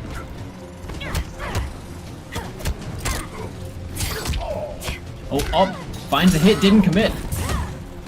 Again, he just didn't believe in it, and he gets caught! You know when I said I can never count out Scorpion with Fatal Blow? Yep. Although, I gotta admit, that seemed a little bit less like the Scorpion with Fatal Blow comeback, and more completely letting that round slip through his fingers. I think he had about 3 separate opportunities where he absolutely could have won the round, and just didn't either commit or he didn't confirm. It all just kind of fell to pieces. Yeah, definitely like a couple really important like special cancels just slipped through his fingers. He had some opportunities that he could have really taken over there, but ultimately just getting caught with the whip punish at the end. And Javier tying it up. Really, this is, I mean, I kind of was expecting to see it go kind of back and forth between both these guys because they're both very aggressive players. They're both very stagger heavy, very shimmy heavy. And they like their throws. They like their strike throw mix-ups a lot, but they also like to kind of play with their heart. They really do just commit to the little things, you know, the hard reads. And right now we are completely even catch-up, so I'm excited to see how the rest of the set pans out. Bit of a wake-up call perhaps from Orp. That was a good game 1, but game 2 definitely kind of slipped apart. He has a tendency to have some rather unfortunate happenings in tournaments sometimes, and he can really beat himself up over it too. He's a very self-critical player, which isn't a bad thing because you know you have to be your own biggest critic if you're going to improve. But you have to keep your head in the game too, and that's the important thing. Something Orp has definitely got better at, but Javier is the kind of player that he's just not afraid to dedicate, right? And that is a scary opponent to fight. Yeah, definitely. Oh, the sandals right at the end.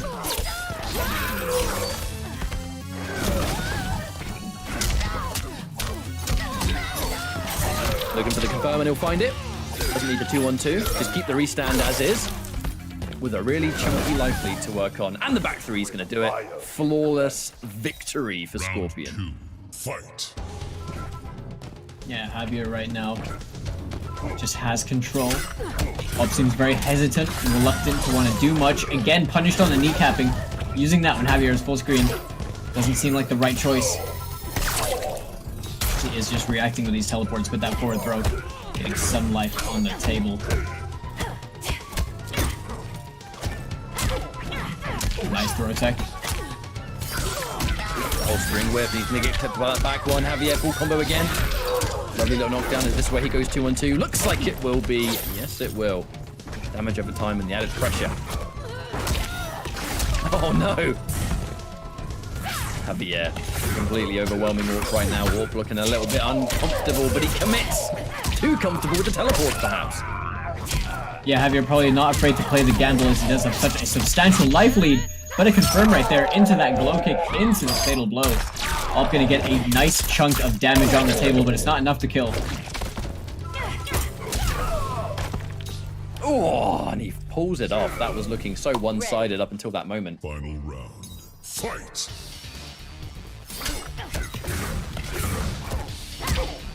Oh, the double cancel. All over the place. Confirm, and no breakaway, because, I mean, he teleport cancelled. Oh, whiffed on hit. Unlucky for him. Gets the escape failed as Javier. Start playing around the strike throw game as well a lot. The down four is being used by Op. Trying to find an opening hit, but the neutral jump. Not enough. Ooh, that's got a knockdown. Not going to amp it just in case. Now another cancels happen to Javier. Once more, no breaker. The scary game of using those teleport cancels, but it's the risk reward you face. Back to the full screen, looking for that KB. Not quite. Very, very patient as well. Javier just finding his moments. Oh, the big whip punish. Oh, looking for the double bar spend. Really good idea, but he overcommits. Wait a minute. He fishes for the counter poke. Oh my goodness. There. And also wisely going into the straight guns to guarantee the 2 hits to actually get the chip kill over there. But that, Javier made the right call, but just didn't have the right height to make that work. Op just about got away with that breakaway and ultimately got himself the game as he takes the lead in this set. 2-1. But that was hard fought. He was inches away from getting hit with fatal blow and things maybe being a little bit different. But all the same, 2-1 now. That boy from Glasgow doing well. And it is a nice return to have someone like Javier, he's been an online demon for so long. You don't really see him in a huge amount of tournaments either. But when you do, he makes a real splash. Definitely makes his mark. You know, took out some pretty strong players to make it into this top 8 as well. Now, the curious thing, I think, I don't really think there's much of a reason for Javier to switch off Scorpion, but should it happen, I'd very much like to see his spawn again, to be honest. I mean, I'm pretty sure we saw him playing spawn at one point. He hasn't used Demon Dash in a while either. It is entirely the teleport cancel. Scorpion with the jump in between anti-air, or not going to spend the amp. There's the down one interrupt. Almost getting hit by that cheeky little KB. But the forward throw to keep him in the corner. Javier, no defensive bar to cancel the teleports, but he has to hold all this. And now things are starting to get a little bit critical because over his half. It's about to drop. Ooh, there's the counter hit though, never mind. And he's out. Throw tech, wise to it. Finds a nice confirm as well with that pickup ending for 230 damage. Watch that fatal blow. This is comeback potential right here for MK Javier. There's the fatal blow. And remember, 950 health. Even if this wasn't going to kill, which it probably would have, it will definitely against Cassie. She has that less health. And Javier back in it. 1 round on the board. This is no game 5, folks. He's close to being able to tie us up and bring us into a game 5. This has been a sort of long first half of the stream. It really has, because some of these matches are very, like, you know, timer oriented. They're very, like, just running down the clock, very patient, like we were seeing in this with Frazier Asso set as well. And some of them come down to the wire. But over here, MK Javier, he's just playing patient, playing his game right now. He does have the advantage with the round numbers. So moving back and just playing the neutral, going for the forward throw, gets the escape failed for himself too. You definitely need to have a certain level of bravery to play Scorpion at this level. Dedicating to grabs the way you kind of have to. Taking the risks. Looking for a down 2 out of nowhere. The forward 4 and the cancel teleport again. No button presses from Orc, but he is running out of time in this game to make some differences.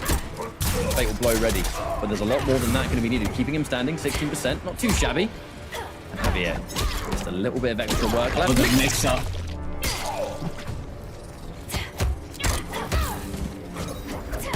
Right. Oh, that was a potential big whip punish. But the throw tech, no crushing blow on the throw anymore. That's been denied. Oh, did not. my God. I really like the decision. It was risky, but it worked.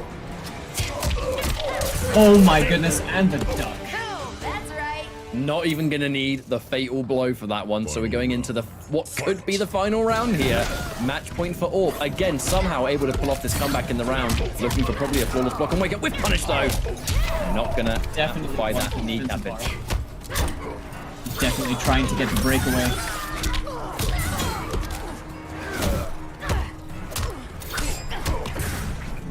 Here comes the back one, back to a safe distance. The flawless block doesn't matter though. The back one on its own doesn't commit to anything. So Orp living to fight another day.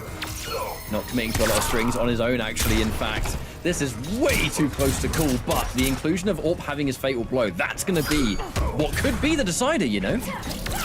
It very well could be catch-up. Now over here, MK Javier is trying to fight his way through, gets opened up. The 1-1-1 doesn't have the breakaway.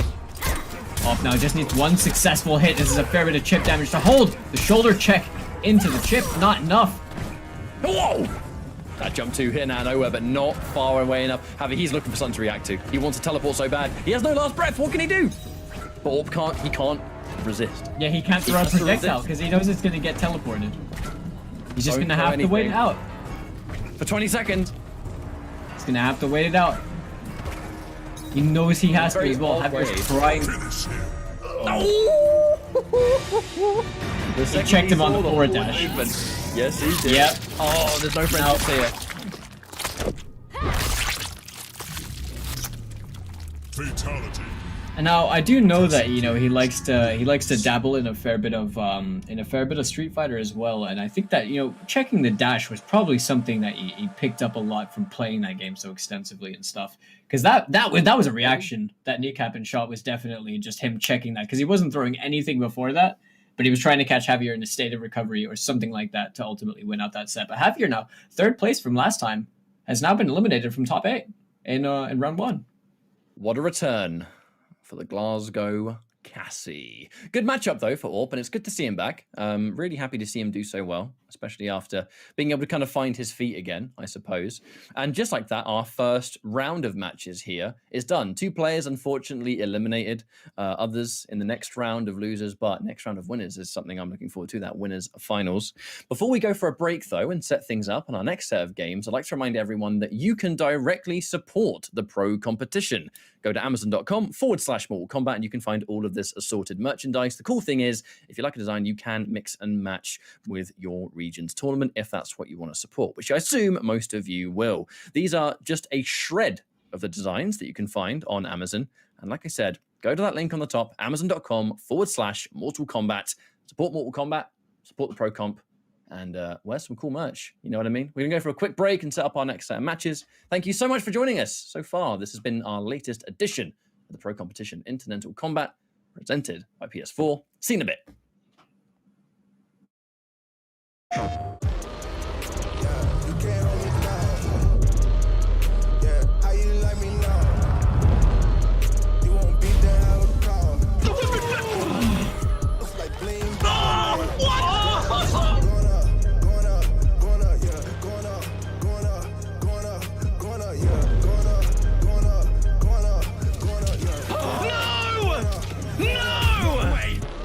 Jokes, no gimmicks, just combat.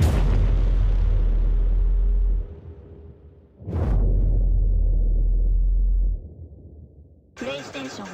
Looking for attention, I don't need the extra tension, cause I'm in the 4th dimension, trapeze high in suspension. Now don't bother with the haters, cause they all be imitators. We real life manipulators, get it back up, see you later. I like me for me, I'ma be what I'ma be. I like me for me, I am who I wanna be. Na na na na, na na na na na, na na na na. Gotta prove it to myself and nobody else. Gotta prove it to myself and nobody else. I like me for me, I'ma be what I'ma be. Prove it to myself like nobody else. Gotta prove it to myself like nobody else. Gotta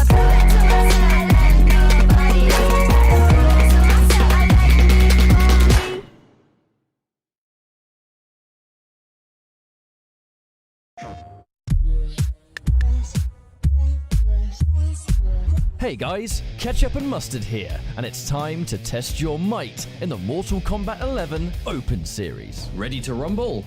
Power on your PlayStation and head to the Events app. Filter by type and select a convenient date and time. Boot up MK11 and locate the PS4 Tournaments menu option. Click it to visit a familiar place, the Console Events tab. Sign up and prepare to play.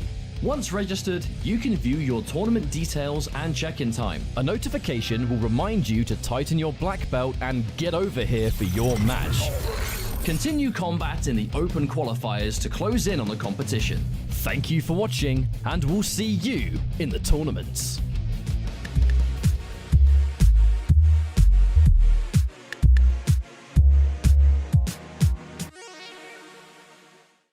PlayStation.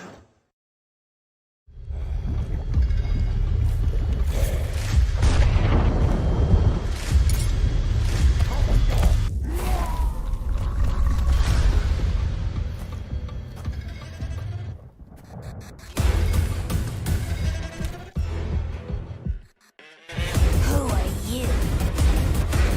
I'm your worst nightmare.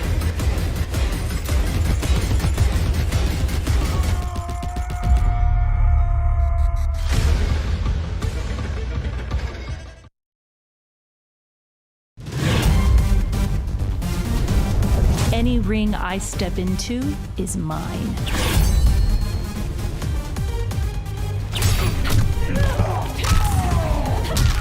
End of the line. Then this fight is now personal.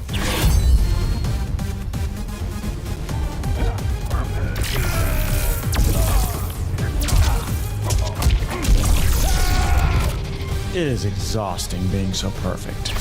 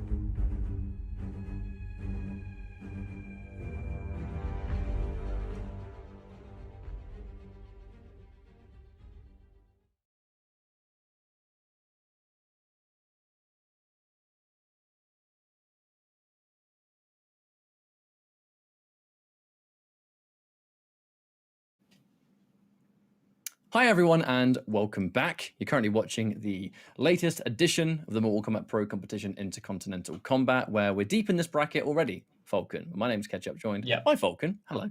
And we're going into our next round of games. So run us through the next matchup. Yeah, the next matchup we're going to have in our hands is going to be between DMT and Zoker. DMT, we saw earlier on playing a very strong Garrus, switched to Shang Tsung in the end, but ultimately fell short in his match against Mirko. He's going to be taking on Mirko's hometown fellow player as well, Zoker. Zoker, we saw just, dismantle earlier on with an incredibly strong Cabal and a serious set of offense to pair with that character. But DMT, I'm not sure we can really count out. Now, Mirko does play Scorpion, and I feel like DMT kind of comfort picked to the Shang, but we know Shang Scorpion's a bit awkward for Shang, so maybe it will work better for Cabal. Who's to know?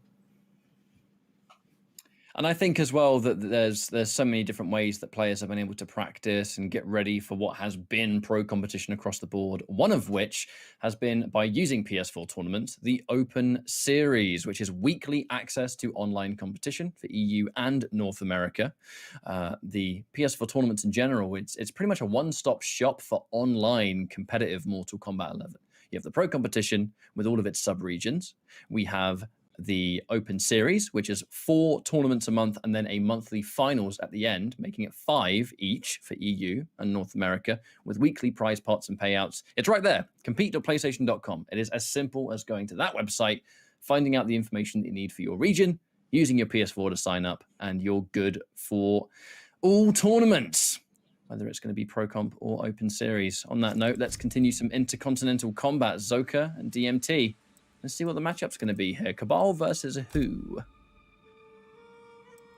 It's going to be an interesting one. Now, Zoker's gone Hidden Cursor. I don't know if there's a mystery pick to be expected, because we know Zoker to just be a Cabal player, but, over here, just opting for the Hidden Cursor. Now, we've seen this go wrong since the Ultimate patch a few times, but I think it's safe to say that we're probably to be expecting the Cabal. Maybe just doesn't want to give away the loadouts for, the specials.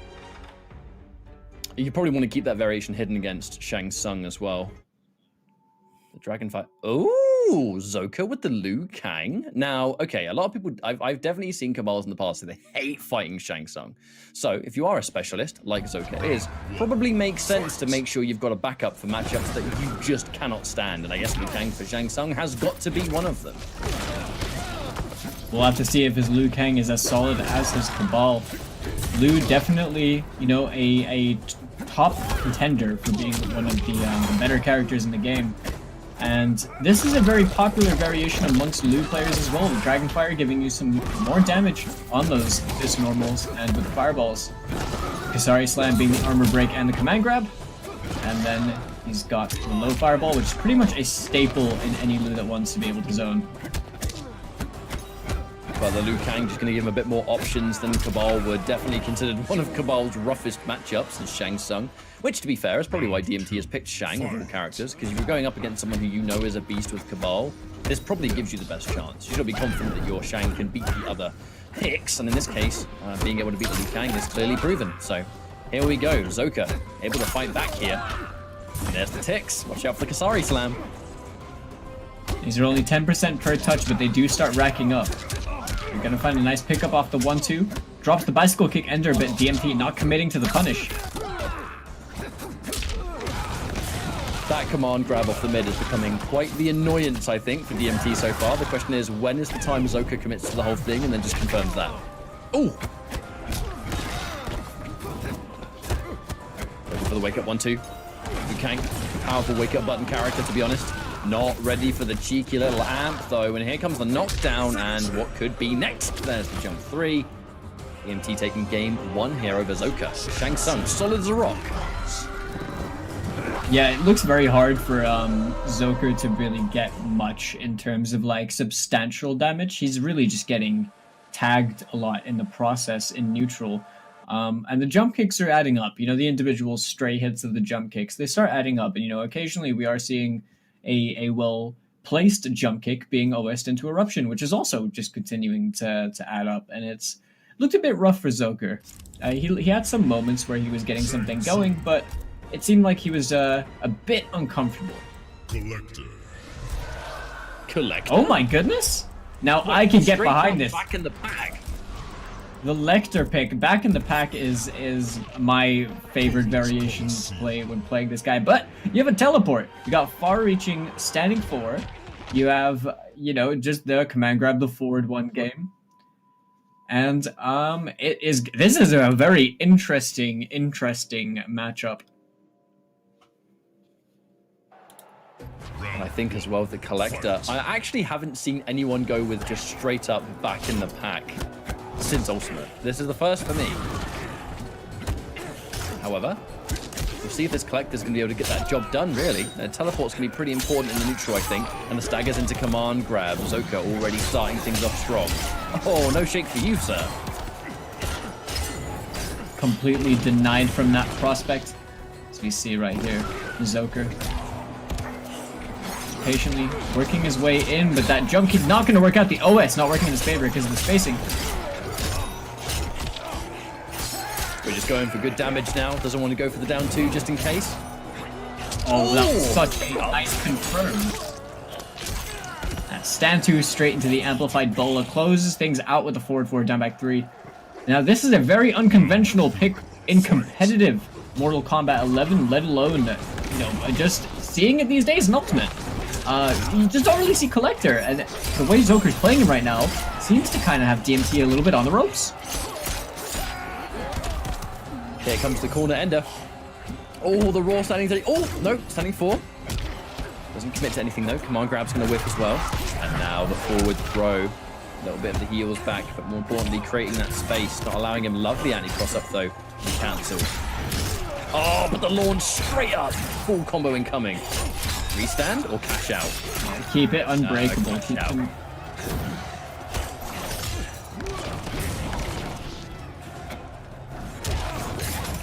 Oh, that was such a well-placed forward 3, reading through the eruption. The forward down back 3 going to close things out to get a nice chunk of damage off those bola confirms. And Zoker taking a game on the board for himself with a very unexpected Collector pick. Yeah, I didn't even know he played Collector. I'm going to be honest with you. I was not ready for it, but I'm happy. Always happy to see more people repping Collector. I think he's got to be one of the least played. When I think of the 2 least played characters competitively, Collector's got to be there. Jax has got to be there. Like, there's not a lot of people that use these characters. Yeah, Shao Kahn as well, for sure. Didn't Video Game Joe try and enter this tournament with all Shao Kahn this week? I believe so. Yeah. Trying to put that 110 health to good use. Or 1100. Oh, no, we did see Garrus earlier from DMT. Tank garage bunker. It looked pretty comfortable in the Garrus pick as well.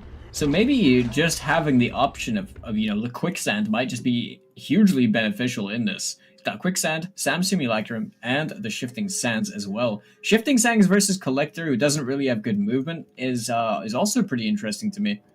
Round 1, fight. Here we go. Garrus and Collector head to head for that forward 3 into the stun instantly to come through. Now, Zoka doesn't actually go for the down 2, like down 1 conversions or anything. He just goes for the straight up jump. I think he's just trying to keep it nice and consistent. Yeah, it's definitely a lot more consistent. You're not sacrificing too much damage as well to go for the optimal. To rather not go for the optimal. Over here, blocks the overhead. Teleports out of the corner. The use of that back one as well. Collector. We always say collected all the mids from all the realms. And right now we're seeing a lot of respect. Once more. DMT loves that body splash as well. You're gonna see some throw Oki over here. Presenting on this platter. Goes to the 1-1-1 into the confirm. The full string for almost 20%. Oh, and the tick grab. Well. Chuck him away. Always. It's not enough. Covered in them. Oh, immediately cleared the stagger into the forward 2 is going to be good here. But this is where we're at. So this is going to open up for me an interesting situation, because if Zoka loses this, in theory he could go Cabal, but then you know that DMT is just going to go back to Shang Tsung. Yeah, so you know, getting the early game lead. It's the character pick meta, really, right? Like because DMT got the point up, it's really like in his favor in terms of the counter pick. but it might not even come down to that. That 4-2 tick grab in the corner, racking on a nice 15% for himself. Zoker trying to fight his way out. DMT loves this body splash right here, as we're seeing, but we're seeing some challenges this time from the standing one staggers. Oh, again looking for the pickup, but just whiffing the down back three. Oh! Send Girus to orbit with that down 2. Oh, reversal fatal blow didn't work out. Gets punished by Zoker with the forward 3. Good awareness as well. Gets that little micro dash before hitting it. Now tying up the rounds 1 apiece. Is a very even set right now between both these players. Never forget just how good Collector's down 2 is. It's one of the best anti-airs in the game, I think. It's such an amazing button. I definitely do rate it as one of the better. I jinxed it though, it whiffed. The sweet spot space is very generous, to be fair. Yeah. Side switch, here we go. Very late breakaway, probably trying to get the command grab with a down by 3.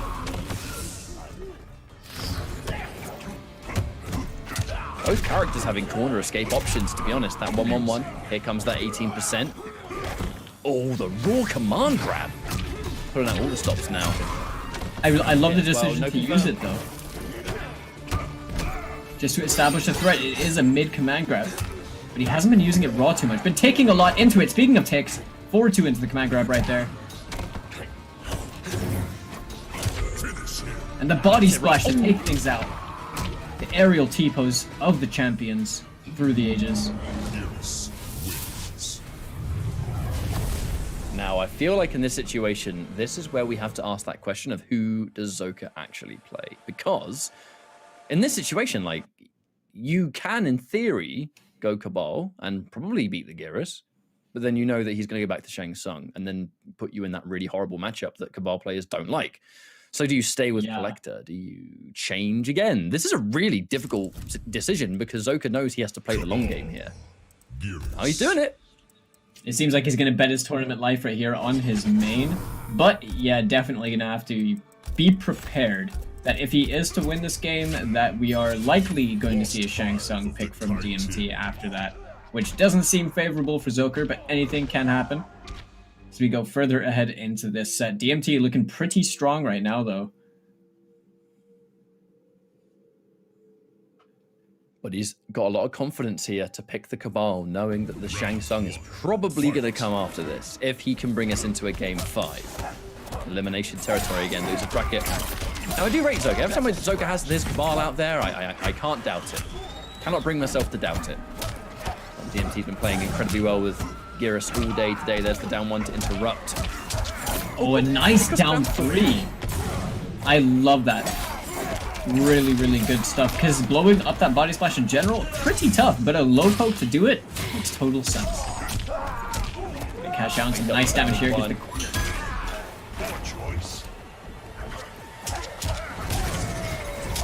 Ooh! Let's confirm again. Keep the corner positioning. Very important. Just get the knockdown. Now this variation has the straight air saw. I think he wants to have a little bit more options for that sand trap, perhaps. Right now we can see DMT trying to feel out the space.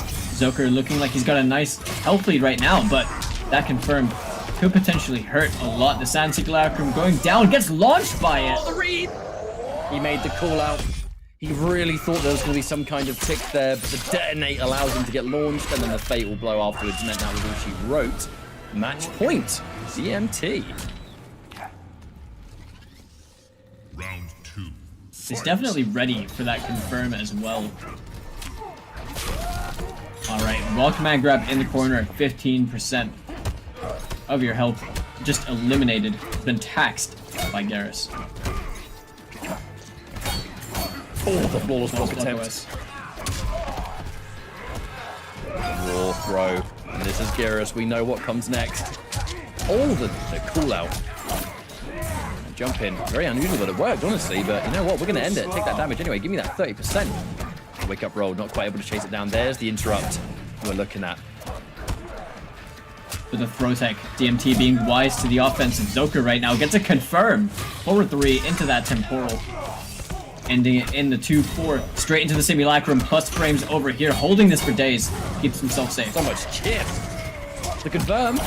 Zoka still in it, you know.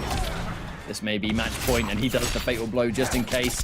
He's going to get big damage, and to be honest, with the damage that's going to be left, he's not going to need the fatal blow for it. Remember, down back 4, that's unbreakable.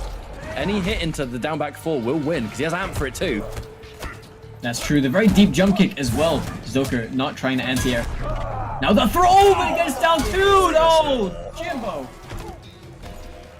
Hit him with that one. Just destroying his jawline.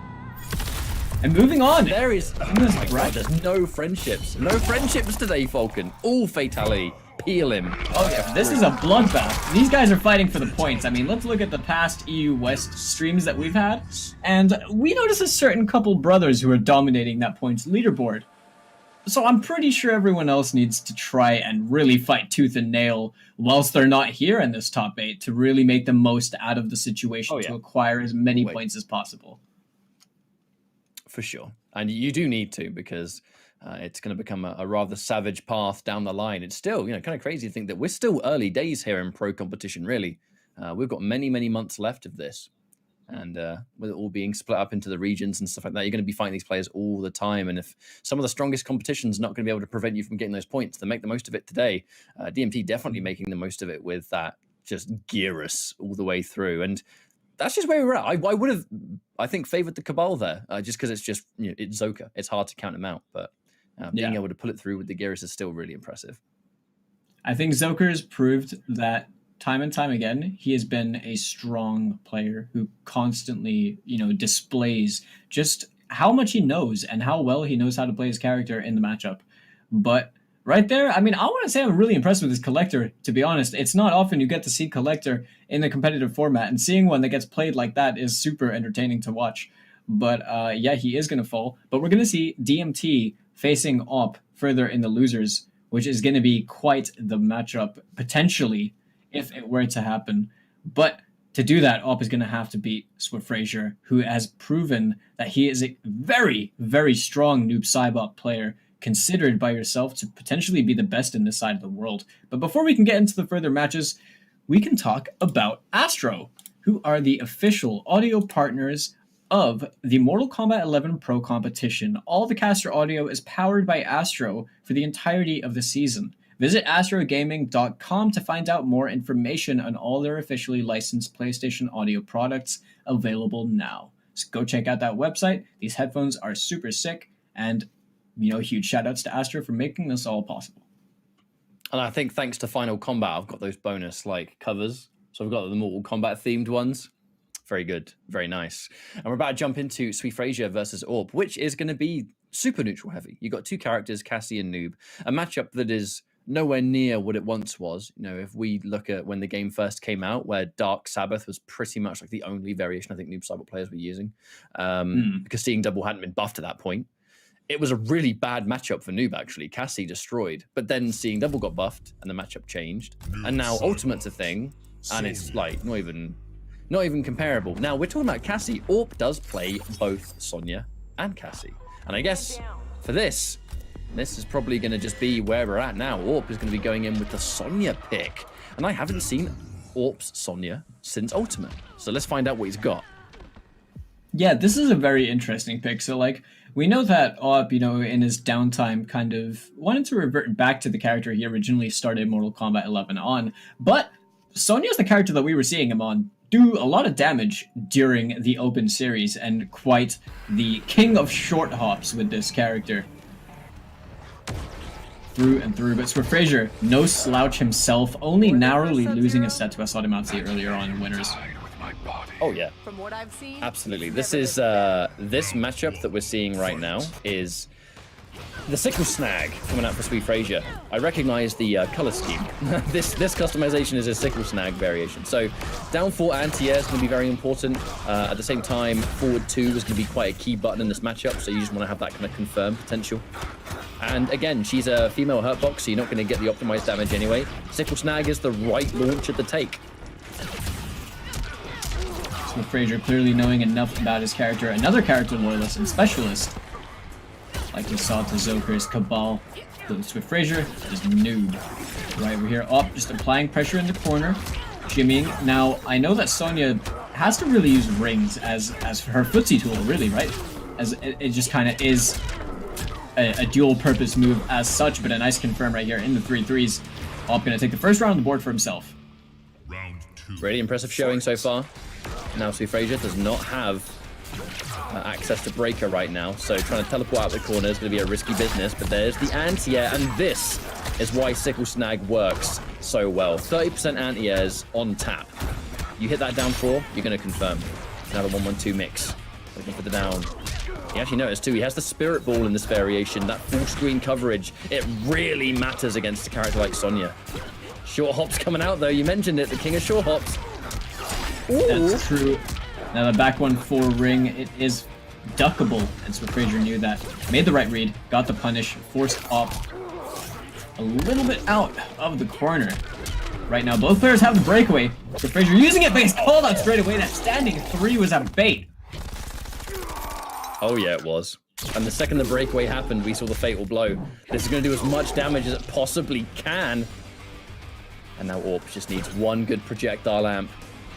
But SweetFrazier, the fatal blow. Ooh, these projectiles are risky business. Very drone drop. Checks him with the overhead Op, taking the first game for himself. Seemingly quite comfortable on Sonya Blade. You know, I was expecting a little bit more rust, in all honesty. Hasn't really been, you know, too much on Sonya Blade. But still looking clearly good. Showing those that fundamentals, man. Those fundamentals, being able to play Sonya for as long as he has. And I mean, let's not forget as well that Sonya, of all characters in Ultimate, she actually wasn't really changed that much in Ultimate. So there's not been a lot of de-rusting needed, I think, if you're learning. Yeah, I suppose you're right. I mean, it's not really like she got buffed per se with the Ultimate patch with customs. So I think a lot of the times, yeah, it kind of just ended up remaining that a lot of people who did play Sonya ended up just still playing ring cancels, didn't they? They're just still V2. Yeah. And some Sonya players, they kind of have this mixture of Ringmaster, but with like the jump in, the better jump in that you can take. But the orbital drop, I think, is going to be really important for this matchup. If you expect a slide and you get that drop, the drop will beat the slide a lot more reliably. Always have to watch out for trading in this matchup, because if he trades Shadow Slide, he's still going to get towards that KB. Oh, very good point right there. Doesn't really matter against Sonya, but, you know, we know that he tried to tech at least. All right, lets the second one go a little bit later. Catches the overhead, the down 2 maybe for the breakaway right there. It definitely was for it. SweetFrazier didn't bite. Yeah, there's a certain combo that Orp goes for, which is kind of best of both worlds. If he does the down 2 at the right time, he can pick up. And if they break, the down 2 just hits anyway. So it's like a kind of damned if they do, damned if they don't kind of situation. He used that many times in the open series. Drone drop. Oh, tries to get the Punisher on the drone drop. I really respect the attempt right there, but it wasn't enough. Oh, bets it all on teleport. Can't confirm it into a combo, though. Anyone's round. It's Sickle Snag, not Shadow Portals in this one. Oh, and he Orp lands it. SweetFrazier, in that one moment, he probably wished he had launching teleport, but the snag, it's going to work. It works out better in this matchup. That's why he takes it.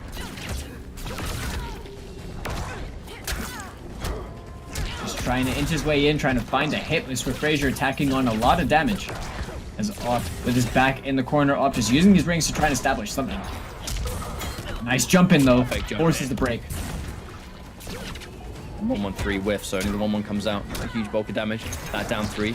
Speaking of, Noob Cybot's down 3. Not too shabby either, is it? The cancel into the grab. All right, Orp has just brought himself right back into this round. Chip damage of the drop. Always good. Forcing that meter out. SweetFrazier gets Orp with a second ring. And now the corner pressure belongs to Orp. And right here, oh, the 1-3-4. All he needed. Op now seems like he's in control of this set, but SweetFrazier has been doing well. It's just like Op just seems like he's flipping the tempo at really just a flip of a switch. It's just his ability to do it, being able to play multiple styles at once. It was something that Orp kind of struggled with in the past. I think he was in his early days, and to give him his credit, he has always been one of our younger competitors, especially back in the Injustice 2 days, where Injustice 2 was his entry into competitive Netherrealm. That he kind of had one style, and that was it. And obviously, you know, it happens when you're new. You have to just grind and get experienced in tournament and stuff, and you end up finding your feet with different styles. And after the years and years, AWP has now definitely reached that point where Aftermath, you know, I think Aftermath was the age of him finally finding his footing. Year 1, he was in a big character crisis, settled on Sonya. Yeah. Right around Aftermath. And from that point on, AWP, I think he's been a new player. And being able to take it to Sweet Frazier, who has been an absolute animal in the last few months. Like, this is no easy task, beating Sweet Frazier like this. Like, Sweet Frazier is the best noob Cybot in this part of the world, I tell you. Yeah, AWP definitely bringing him, you know, he's giving him the business right now, to be frank. And Sweet Frazier's going to have to fight his way through, because we've seen this guy pull off some really impressive things, and he's displayed an incredible wealth of knowledge and, you know, just knowing what his character is capable of. But right now, AWP just seems very comfortable playing against him. You know, he's just playing his game kind of as we've seen AWP do in the past.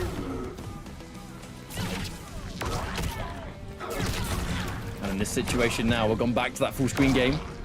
Only going to be there for a little bit though, because AWP, you know, damage when possible, but he wants to close in that distance. That forward 4, a little bit cheeky, but she does often suffer from not really the best mids in the world.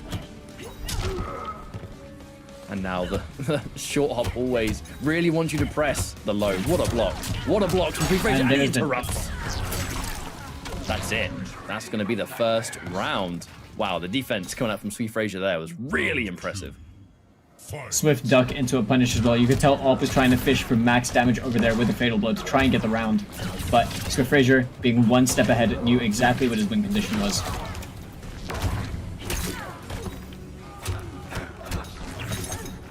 Looking for the 1-1-2 again, piece by piece. Sweet Frazier looking a lot better in this game. That brick wall of defense, however, and you mentioned it earlier, having to use energy rings as part of your footsie game. And that's why. Startup.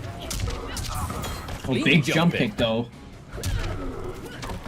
Oh, a bit of a spike there. Hopefully the players didn't experience that. Uh-oh. A little bit going on. We will just assume not and just continue the match anyway.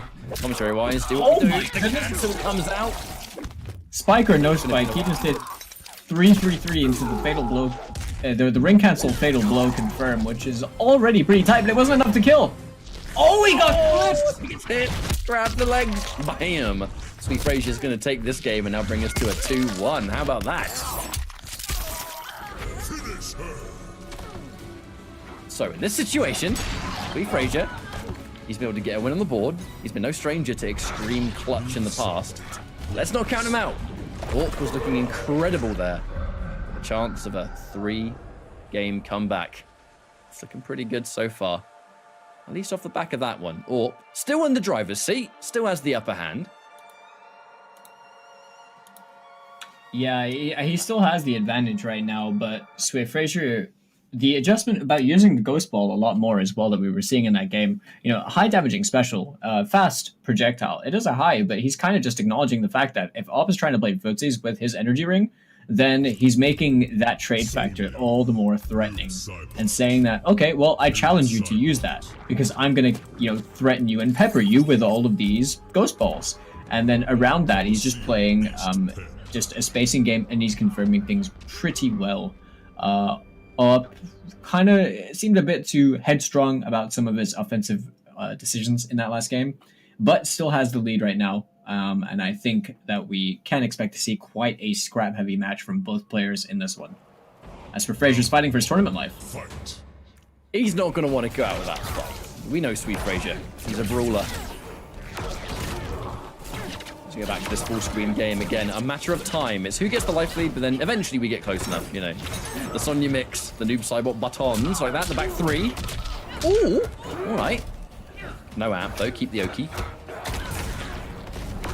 Oh, the forbidden. That 1-1-2, 1-1 slide. Always annoying.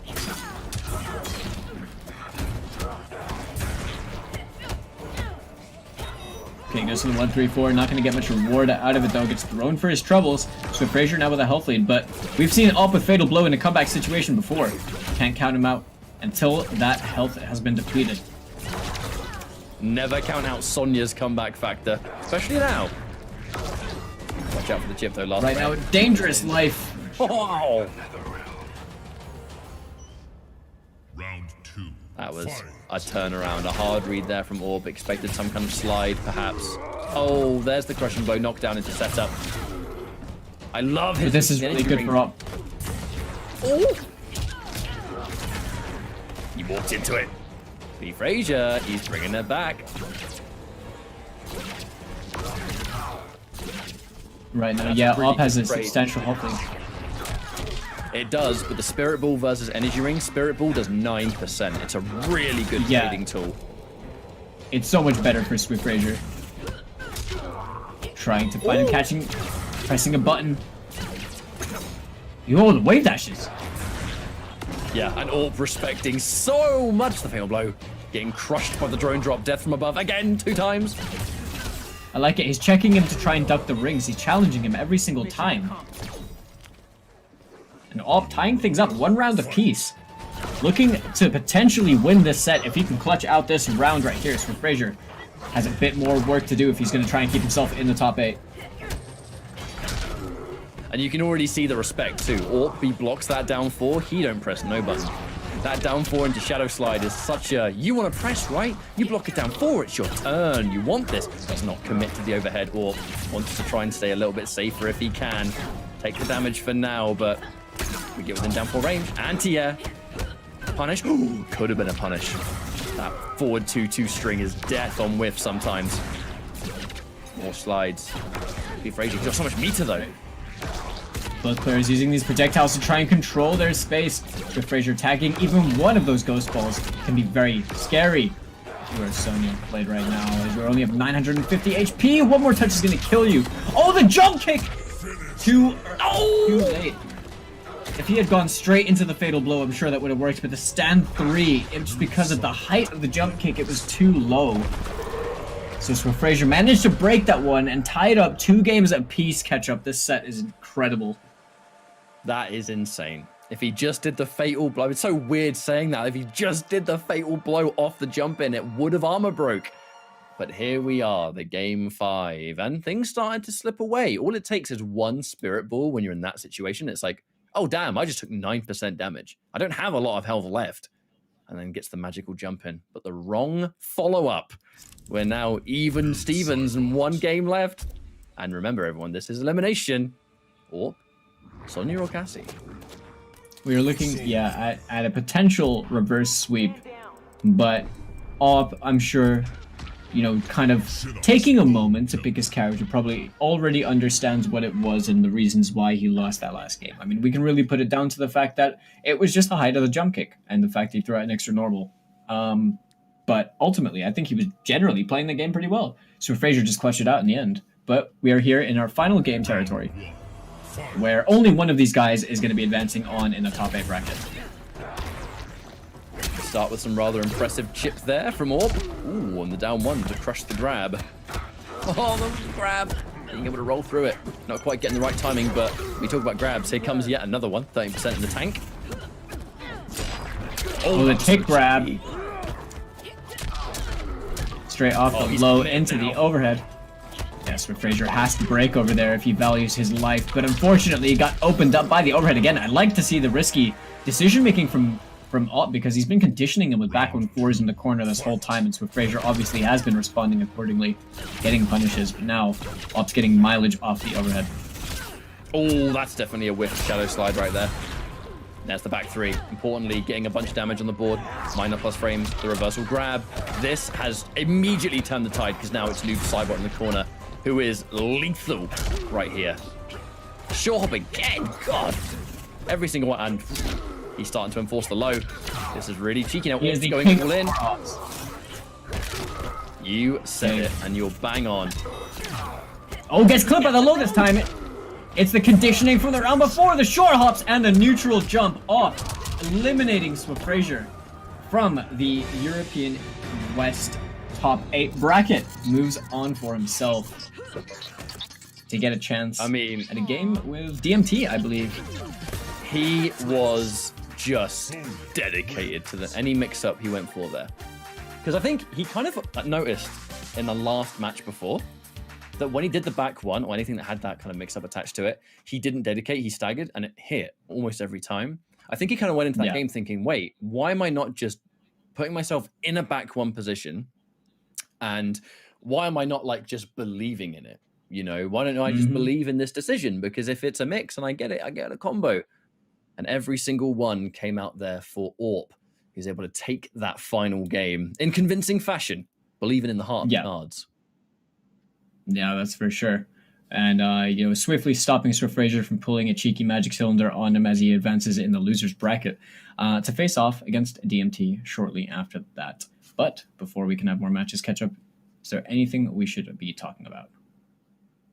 Well, as we now go into our next set of matches, let's have a quick brief and talk a little bit about the PS4 tournament, which is what we're here for. It's what the stream is. We're here on NetherRealm channels. I believe we're on PlayStation channels too. And it's all about the real collaboration, I think, between both the Pro Competition and the Open Series. The Open Series is a weekly tournament where there's an invitational every Tuesday playing for money, and then there is a monthly final at the end of the month with more money to play for still. If you want to play in either Pro Comp or Open Series, compete.playstation.com. It's right there on your screen. Click it.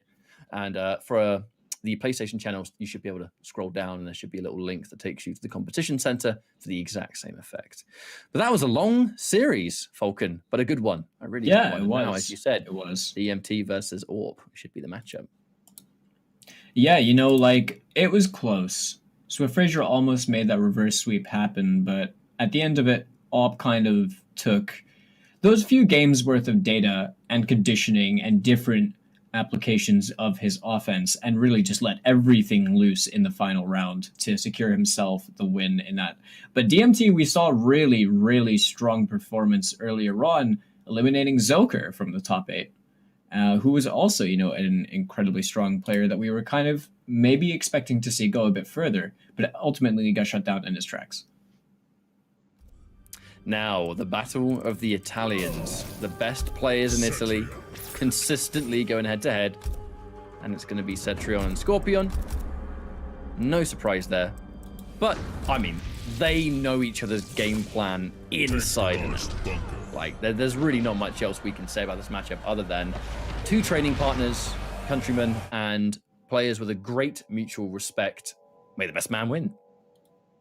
Yeah, I think you just nailed it on the head right there. But this is, now as far as character matchups go, I'm sure these guys play often enough, but as far as character matchups go, I do know that this is quite one that Cetrion players don't like, is dealing with Scorpion. Can restore. I remember seeing in an Open Series tournament, Asadamasa versus Mirko in Ultimate, and Asadamasa had a variation with the kind of the element that has the rocks around to shut down teleport. It almost worked. Ah, the coin flips, yeah. Yeah. It was an interesting idea because you know in Ultimate you can choose which one you want. Yeah. Right there, challenged immediately on that deep jump teleport.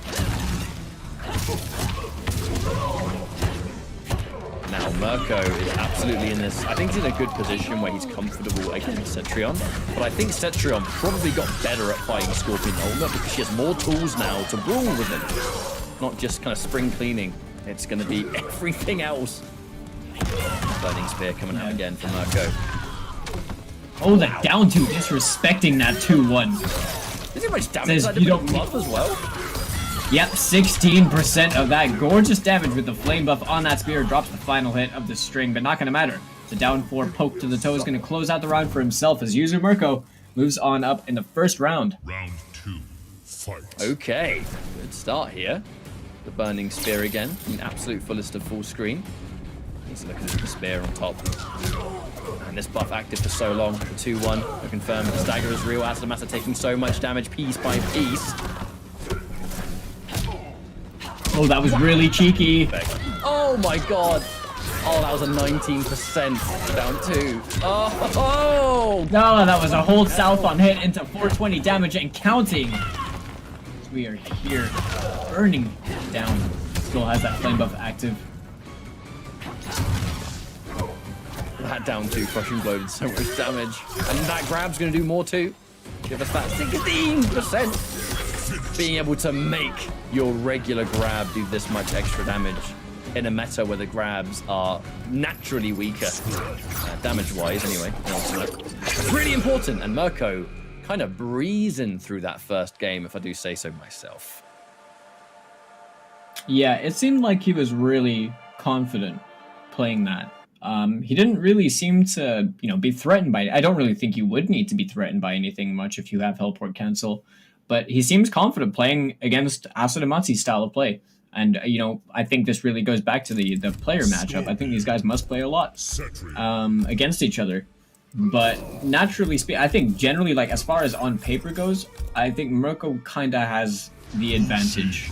Because Aso, he's a reactionary player, and Aso's hesitant to throw out anything. But we don't really see him on anyone other than the Cetrion. So he's kind of playing a different play style, but with the same character, and doesn't have the damage to cash out for it. And the same variation, you can always expect Asadamasa to stick to his guns here. There's really no reason he would ever change away. So us talking about changing characters and everything else, that's not going to happen with these two.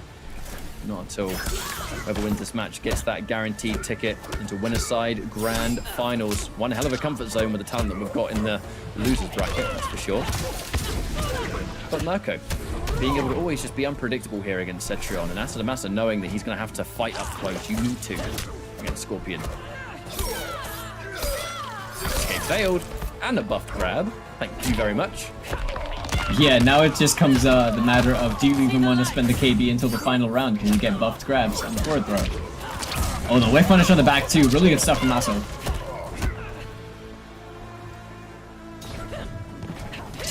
Patiently biding his time, waiting for a teleport. I was kind of expecting him to teleport that, to be honest.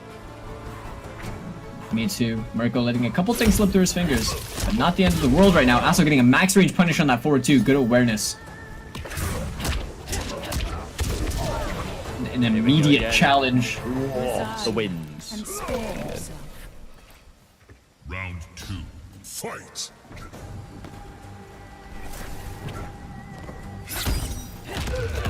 Alright, blocks the spear, gets the punish with the earthquake right here. Now, Aso, he doesn't need to commit to anything, he just needs to let Mirko try and approach him. But Mirko rocking with the spear buff at the moment, trying to apply a lot of pressure, no commitment on the back one.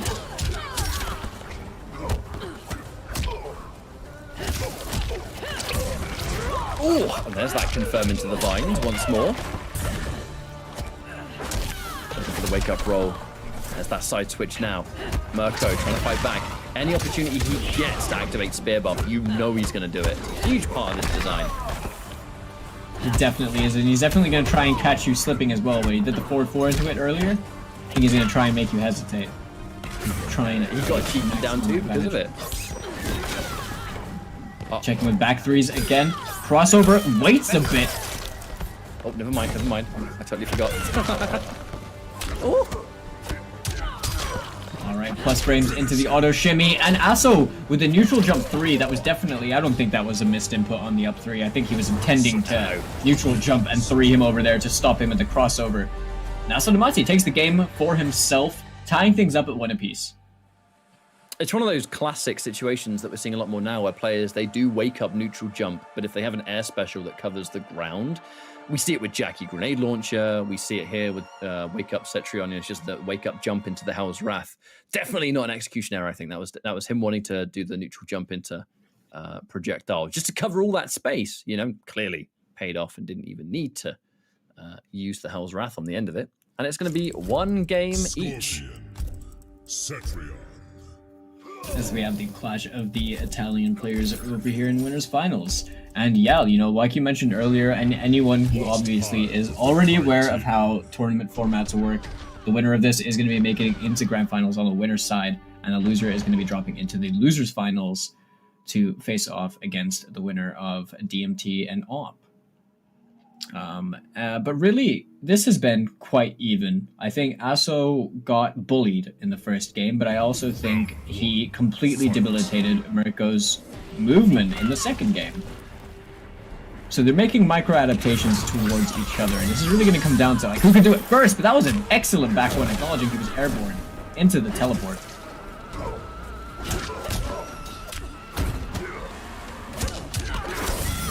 There's the 1-1 there, the 1-1 coming in hot. Spear buff really adds so much damage to these combos, doesn't it?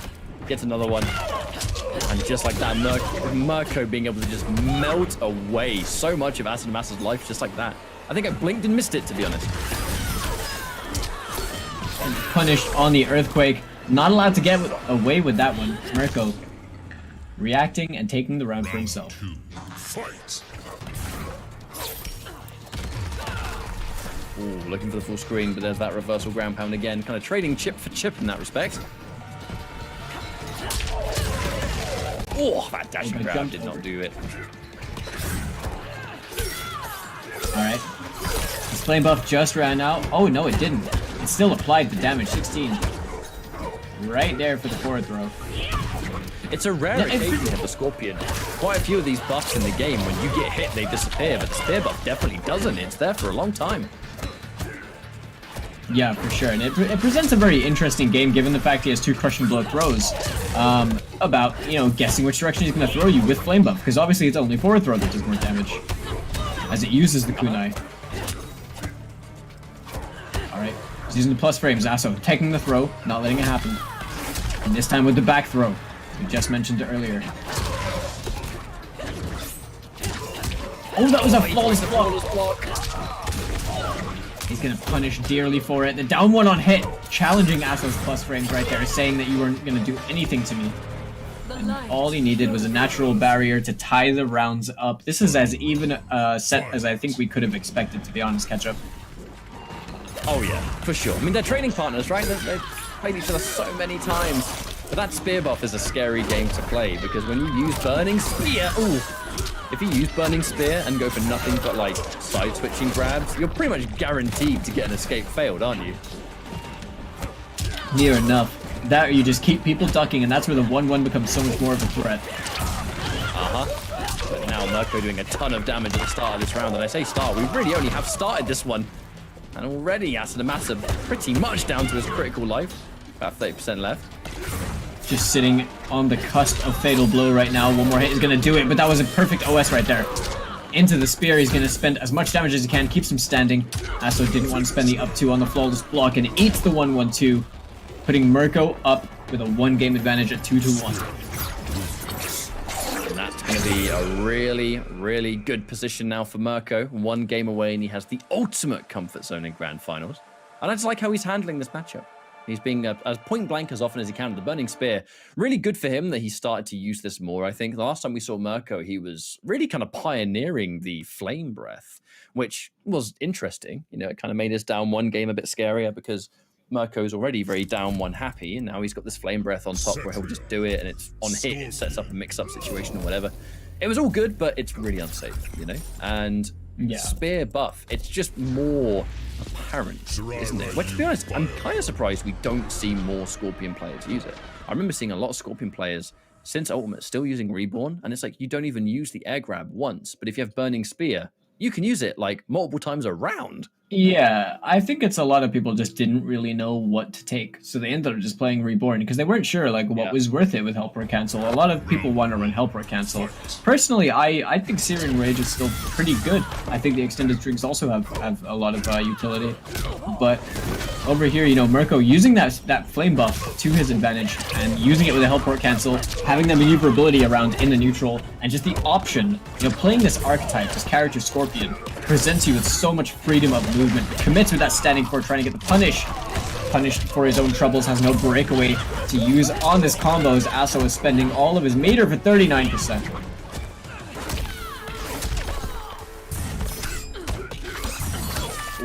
Trying to punish the wake-up roll, it looks like, and there, not expecting him to pull the trigger on the amplified teleport there, I think, as the matter. And just like that, Mirko's brought himself right back into it. Jump in. Ooh, delay. Some kind of down 2 maybe, or something. The standoff. You know, Mirko doesn't need to overcommit to anything. He doesn't need to take any risks. He just needs to wait for Aso at this point. A little bit left. Just a little bit. The Fatal Blow is ready. If Mirko gets clipped by anything, you know Aso has the Fatal Blow in mind. And what? Oh my goodness. Throw punish, might I add. And the down 4 check. Oh, we're very anticlimactic way to end the round, but ultimately gets the job done as Mirko now is on set point, looking to move into Grand Finals winners.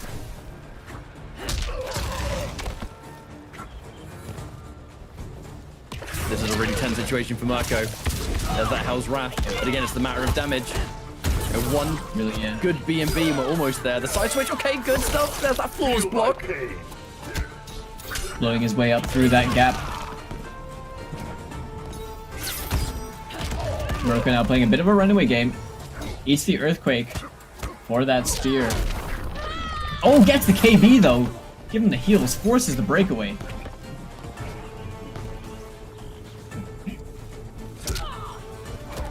And I think in this position, oh, there's a grab to start things off. Spear buff always activated.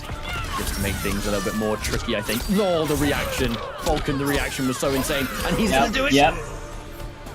That was all he needed. A quick reaction to the natural barrier is all that was needed.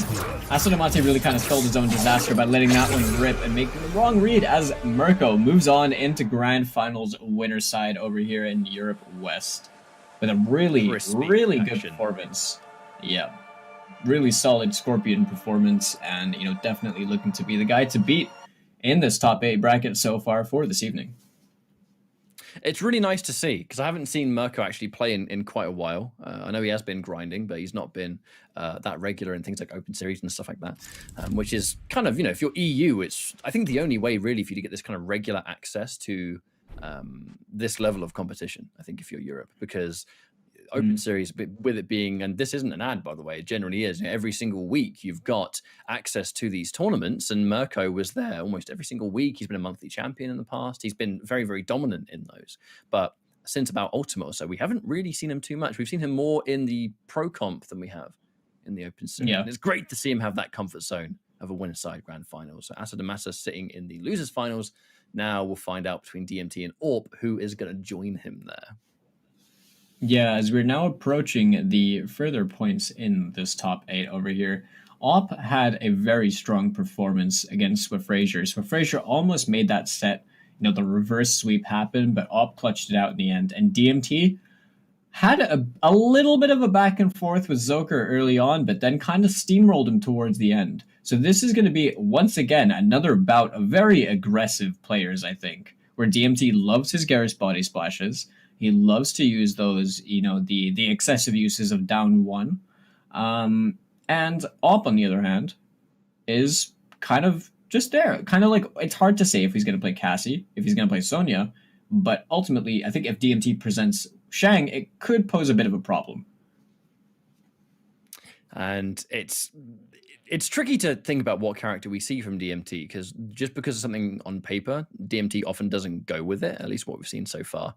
So I kind of feel like it's a bit of a question mark for me. I'm just going to sit and wait, because it's not going to be long until we actually jump into the match anyway. This is the official top 4.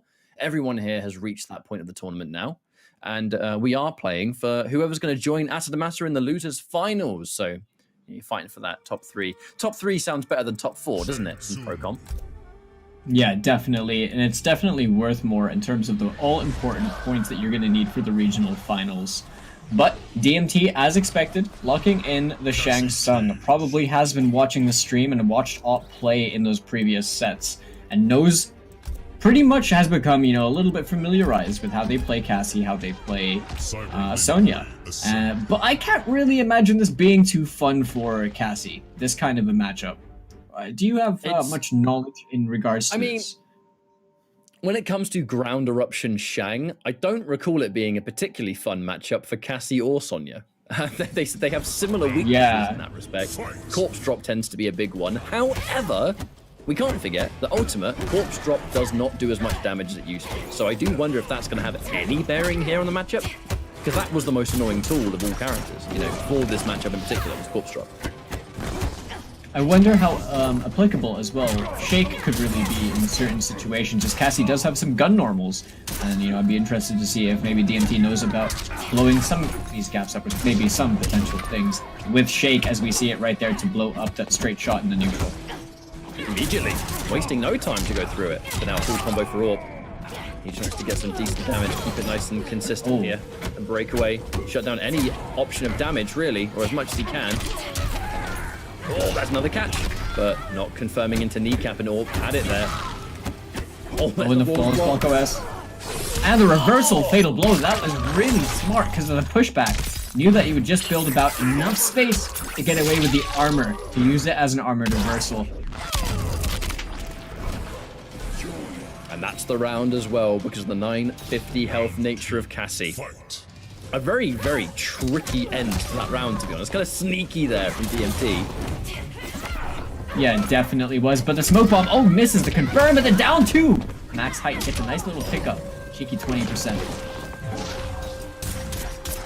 There's that preemptive smoke shake, really trying to feel like he's getting into the flow of it, perhaps. Gets the button press, the respect. Oh, but here comes the kneecapping. All right, I see you up. Goes in for the grab. Oh, whoa, there's that back 3, but no combo. Maybe messes up a flawless block there, perhaps. Oh, a nice shoulder challenge as well on the eruption. Not letting that happen.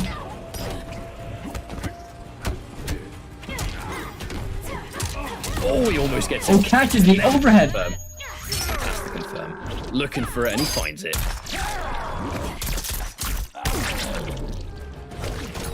And that was a meaty overhead if I've ever seen one as well. That 4-4 whiffed, but that next hit came in and smacked him straight on the cranium, confirming into the fatal blow. So now we're at 1 round apiece. Quite a bit of a back and forth game 1. Oh yeah, I think being able to give yourself that flying kick as Cassie as well has got to be a pretty important tool in Ultimate. You can see just the extra ability to confirm things, a bit trickier. Whoa, back 3 and wake up, all right, fair enough. Very interesting decision making, but the back 1 right there into the kneecapping. Ends in that glow kick in case of a potential break, but the anti-air with the kneecapping into a down 2 KB! Oh, down 2 again. Catching out so much damage just for those couple hits. But Shimmy spends the break. Now that round, that final round there, I gotta say, it was a little bit like DMT just not... Oh, I forgot that even has a brutal. Disgusting. Absolutely gross. By far one of the coolest brutals in the whole game. That channel's real butcher Leatherface, doesn't it? But it kind of reminds me of the brawler Cassie brutal she had in the beginning, like in MKX, where she used to beat the head in with the Take into the next level. Yeah, this one's just that, but extra.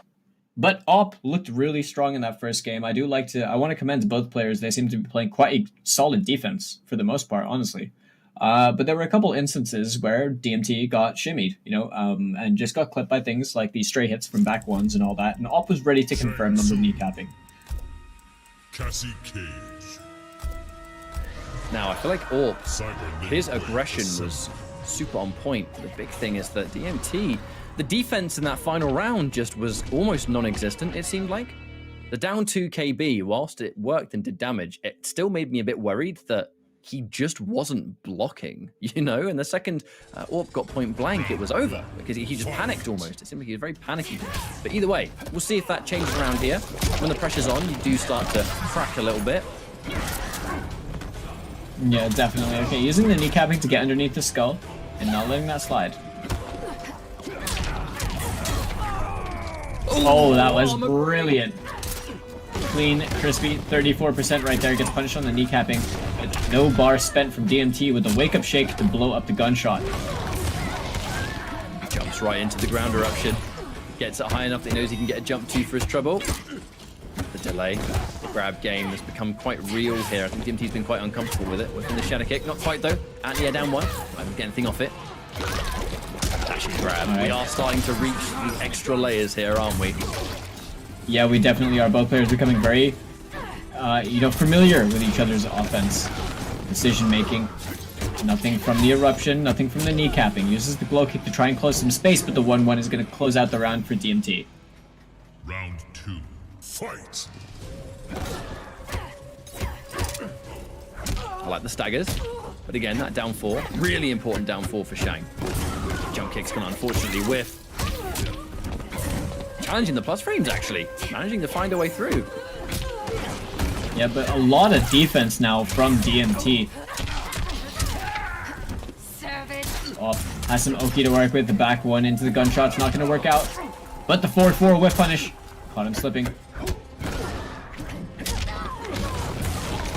There's the jump 3 though. Shang Tsung, one of the best jump-ins in the game, never forget. Ooh. bit of bonus damage. Oh, grab too early. Just a little bit, but the fuzzy duck against the throw right there, gonna cash out as much damage as possible. Is it? I mean, that doesn't scale very much, but I don't know if it's gonna kill. But he did like no hits on them. Oh my goodness. Well, 55% near enough. It's gonna kill. You were right. Barely any hits went into it, and I'm like, hang on a minute, what? I was wondering if it was a bit like a. Yeah, I was wondering if it was a little bit like a Jackie scenario, where maybe like the rapid gunshots would scale a lot, but nah, that doesn't seem to be the case. You now have a kick confirmed right here from DMT. Yeah, messes up the combo ender there and gets punished for it. Bad start. Thankfully, the kneecap able to go underneath. Oh, shake. There was potential right there. Didn't get maximized. Goes into the nut punch. Doesn't want to launch and give him the opportunity to break away. That was a really nice little micro dash throw over there to come to the range. Uh-oh. A little bit of that free damage. The important thing is that the breakaway's been gone with punishes, though. The smoke shake. The Shang fatal blow is ready. Yeah, on block. I think that fatal blow in the last game is still with Orb right now. And that's a confirm. Yeah. One game apiece. That it is. A very clean confirmed right there. Using that back 3 string to his full advantage as DMT as he ties things up.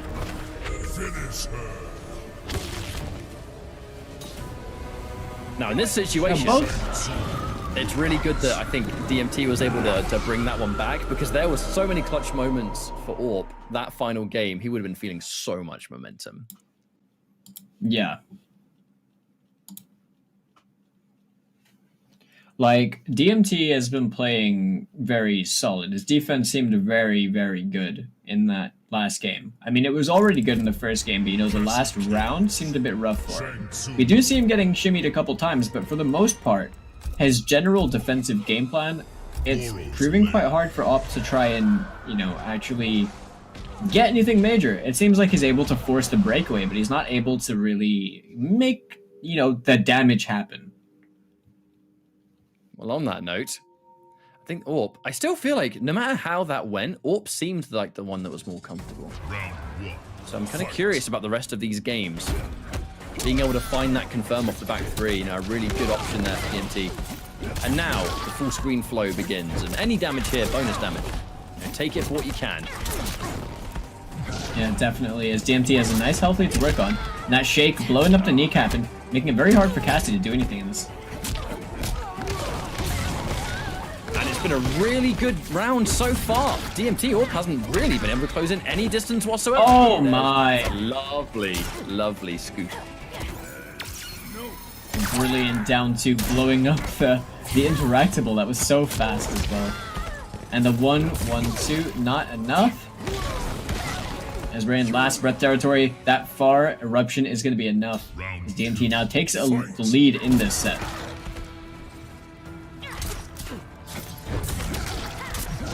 This full screen flow has been very comfortable, and having the smoke shake just makes things even worse. Lovely neutral jump though, and the break again, no armor. For you, 34%. Punish. The lead captain. No meter to amplify, so minimal damage. So Shang Tsung is a character of many things, but with this variation, he's not a damaging one. Oh, a lot of aggression with these shoulders. Gets punished. He's definitely looking for the opening hit. DMT has the fatal blow to work with. He's trying to catch Op, messing up, but the down 2 wasn't punished properly.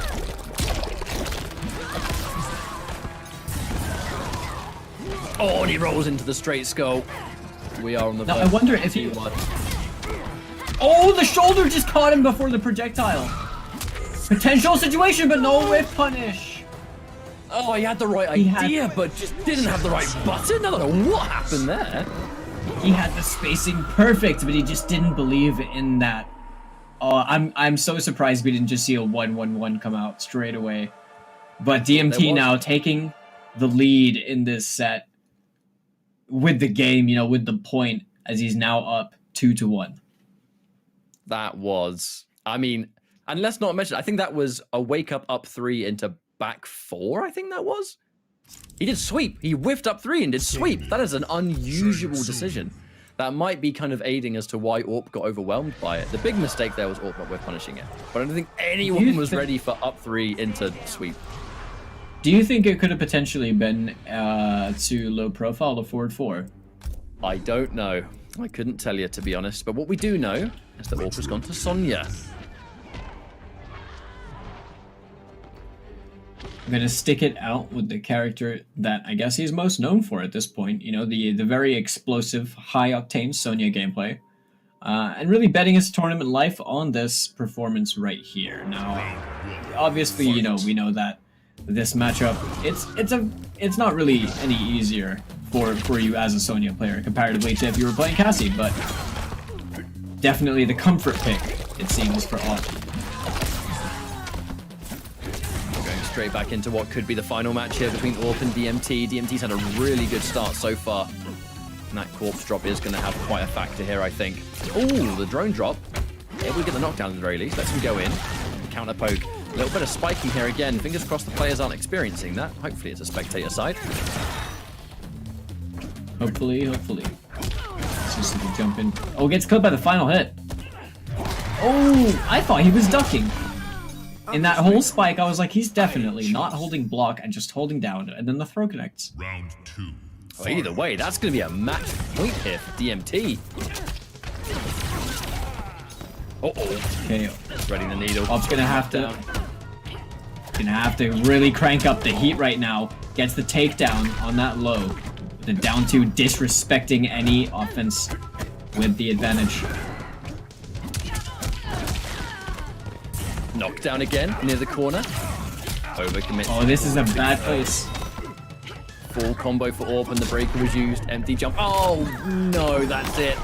That is it. Yeah. That's going to be all she wrote with DMT taking the win, and now that's going to be Shang Tsung. Or others. You know, we don't know. Versus Asada Masa in the losers finals. Yeah. Orp, a respectable top 4 finish. Not a bad way to come back from a break, if you ask me. And I'd love to see progress from here. I mean, coming back from a hiatus and then, you know, making 4th in your region's IKK is an exceptional placing, and you should definitely take that win. Obviously, he is the kind of player that likes to go back into his, you know, hyperbolic time chamber to really practice and really put in the effort and time. And I'm sure we'll be seeing his face returning again in these brackets soon to come in the future. But DMT is the winner of that set, and we'll be playing against Asada Masa in the losers finals, as you mentioned before, Ketchup. Now, that matchup is going to be interesting because Shang and Garrus that we've seen DMT play so far versus Cetrion, they're not matchups I'm too familiar with. As far as I'm aware, the Garrus Cetrion one seems to be quite a discussed matchup because Simulacrum provides you so much utility in that matchup. But personally, I have not got the most, you know, observant experience when it comes to these characters fighting.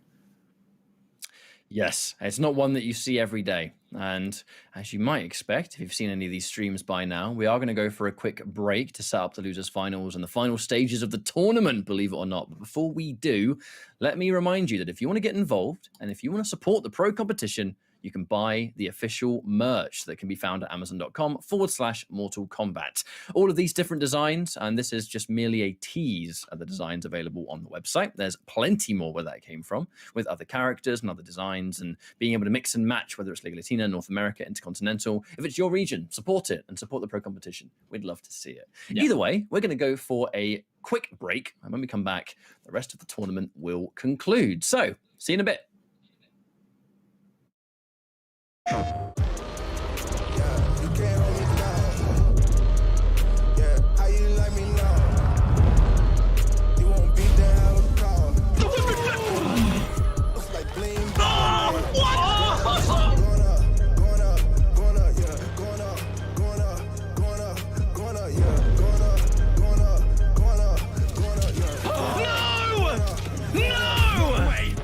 Jokes, no gimmicks, just combat.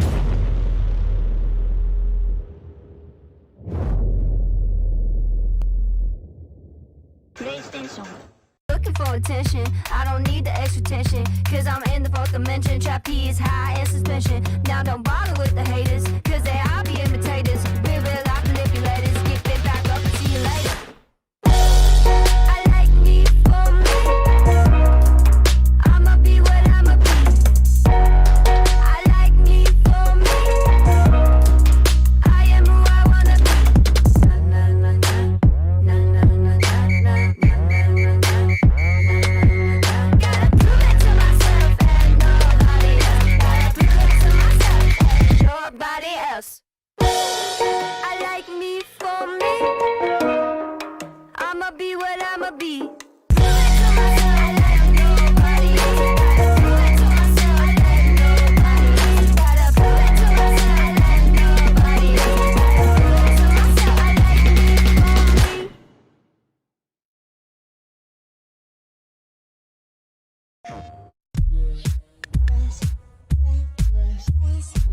Hey guys, Ketchup and Mustard here, and it's time to test your might in the Mortal Kombat 11 Open Series. Ready to rumble? Power on your PlayStation and head to the Events app, filter by type, and select a convenient date and time. Boot up MK11 and locate the PS4 Tournaments menu option. Click it to visit a familiar place, the Console Events tab. Sign up and prepare to play. Once registered, you can view your tournament details and check-in time. A notification will remind you to tighten your black belt and get over here for your match. Continue combat in the open qualifiers to close in on the competition. Thank you for watching, and we'll see you in the tournaments.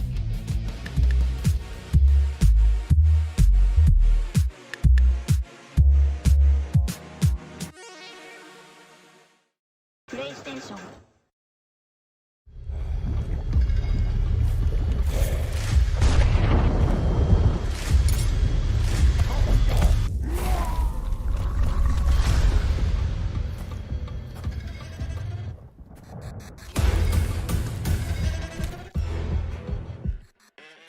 Who are you?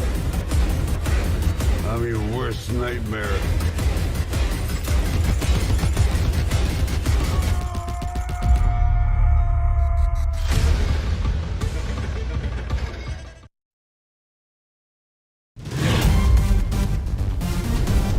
Any ring I step into is mine.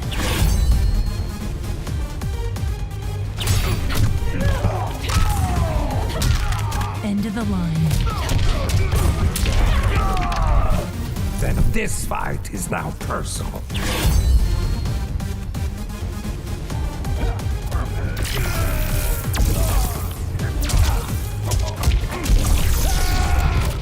It is exhausting being so perfect.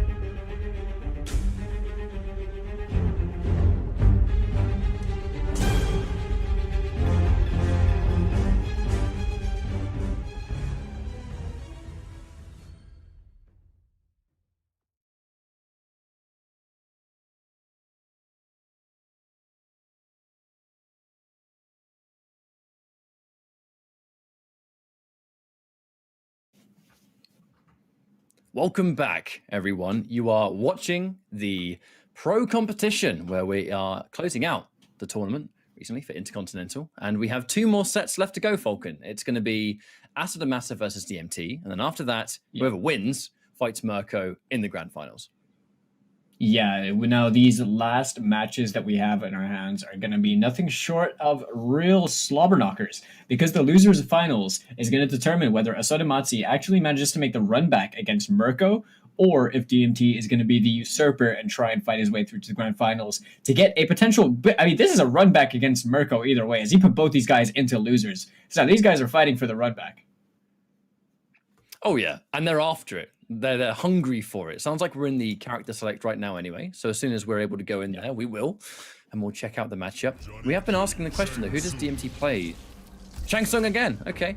There will be Shang versus Cetrion. Now be prepared for a long range matchup here. Very much so, because this is just how it plays, especially with the ground eruption being used as well. Like you're going to have a matchup I think Cetrion might be a little bit better in these days. And we have to remember too that Asadamasa, he is really good at fighting on Kratos in this matchup. And on Kratos is the world's best Shang Tsung. So that's quite the advantage to go into this set with, I think. Yeah, definitely, but I also think there is something to consider, and that is, just the way that DMT specifically plays Shang. I think that there is also that to consider, as Asadamasa is definitely quite the player you're able to study, as there's a lot of footage of him out there, but the same can't be said about DMT. There's that immediate pushback, but there's really not much to say about this matchup other than they both have good ranged options. It's a slow-paced matchup. It really is. A lot of baits from full screen, kind of like that, where you go for the boulder throw, you expect the shake, so you throw it up top to bait it out. Yeah, and down 1 check right there, trying to keep himself safe over here with DMT. Flawless block on the natural barrier, tries to counter poke with the eruption, but doesn't get much out of it.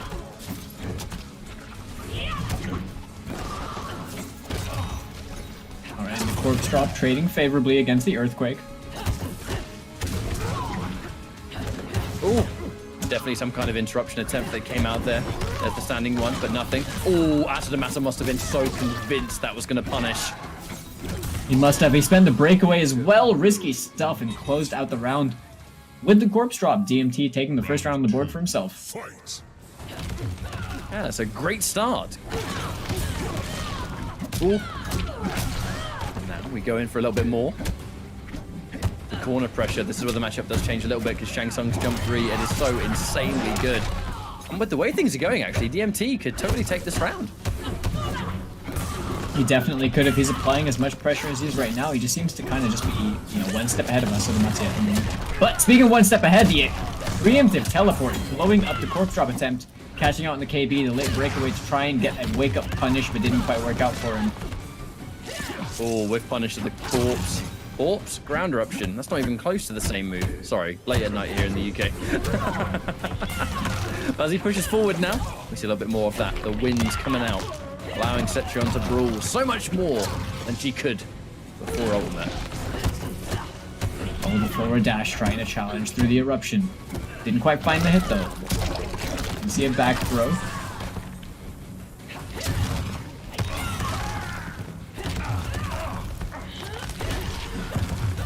Okay, and right here. I don't know. The back 2 from full screen. I can only assume that was meant to be a different input. Final round. I don't know using it from that range. I know it has a projectile on it, but if you're doing it from range, it's probably not the option you'd go for. But now, 1 round apiece. Oh, Kratos. Oh, Kratos, what am I talking about? Sorry, I can't talk tonight, apparently. I'm so used to seeing Asadamasa versus Shang Tsung, and that's just the matchup that we see for months on end. DMT. I was right all along. Taking a bunch of damage here. And here comes that 20%, at least. This Aso is chipping him down, using the natural barrier to stop him from doing anything poke into barrier. And the spacing on the standing one, the up 3, not even going to matter. Closes things out. Asadamasa as he turned that completely around on his head like an egg timer. Yeah, there's a nice little turnaround there for Asadamasa, because it's just sometimes you have to find that flow, right? You just need to get into the rhythm of whoever It is, because like I said, I even mixed myself up. This is a matchup that Asadamasa has run with Arn Kratos so many times. But right now, you can have the matchup knowledge, but you're still fighting an entirely different player that might have different habits, different tendencies. And that is where that kind of immediate adaptation needs to come in from Asadamasa, and clearly has done in game 1, so that you're comfortable and prepared for this new kind of opponent, Yeah, definitely. But DMT is really the underdog in this fight, because we've been seeing Asadamasa, just like the grand finalist Mirko. Both these guys have won an Open Series monthly finals. They've proven in the online environment that they are capable of, destroying the competition and raising up to that first place. But DMT is, as I said before, he's really the usurper of this title right here. He's trying to go and basically just be that guy, the dark horse in this tournament, to just come out of nowhere and deal some serious damage. He's been taking out some notable players on the way. Oh, he's had one hell of a showing today, that's for sure. I'll say that again. This ranged game. This one move is where things got a bit different, I think, for this matchup. By the way, we're punished, but no dedication for Asadamasa. Bit unusual, maybe a bit of a dropped input, perhaps. But that earthquake from full screen, that is what really shuts down the range. There used to be a range battle here with corpse drop just like that. But if you do earthquake and he does corpse, the corpse doesn't come out in time. So there is more mind games that existed before. He's going to whip the grab, pushing forward again. No flawless block here. Oh, but just back to back, that's going to be at least 20%. And that's into the grab. A bit too far away. Well, that fire eruption not working out as we're seeing DMT having to chase down Aso. The empty jump eruption not going to work against the Hell's Wrath. That close one beaming him straight through the head. And Asadamasa right now looking pretty strong, comfortable even.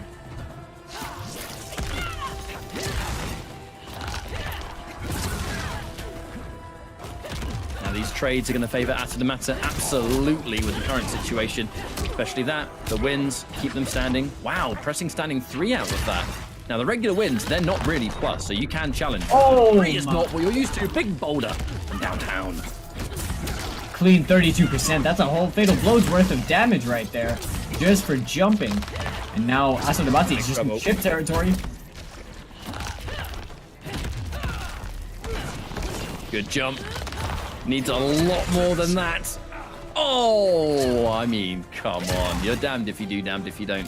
You have to make the perfect call on the projectile and then act accordingly at just the right time just to get close. And then you've got buttons, pokes, all of it as a risk, which will let Asadamasa take 2 games straight here, Falcon. And he's getting into his element. No pun intended, because he's playing Cetron, but he's looking well comfortable. Definitely. And, DMT seems like, in the beginning, he seemed comfortable. But right now, Asadamasa seems to be the one that's just completely controlling the neutral, finding a lot of these stray hits with these specials, and it's the little things like the constant natural barriers connecting the Hell's Rats, the little things like the seeing the eruption whiff. But we haven't seen Raiden at all picked from DMT tonight. This is an interesting pick, as now he's really kind of betting his tournament life on this one character. But I highly doubt we could see Asadamasa switch from Cetrion, so it could just be the pick to settle the set potentially. But Aso on set point to make it into grand finals if he can win this game. And I think as well, you're picking Raiden against a character that has absolute keep away potential. You're gonna play Thunder Rage. It's just a common thing. Raiden players, and we get the max distance charge already. You don't actually see that crushing blow all that often in tournament. You definitely do not. Wrong.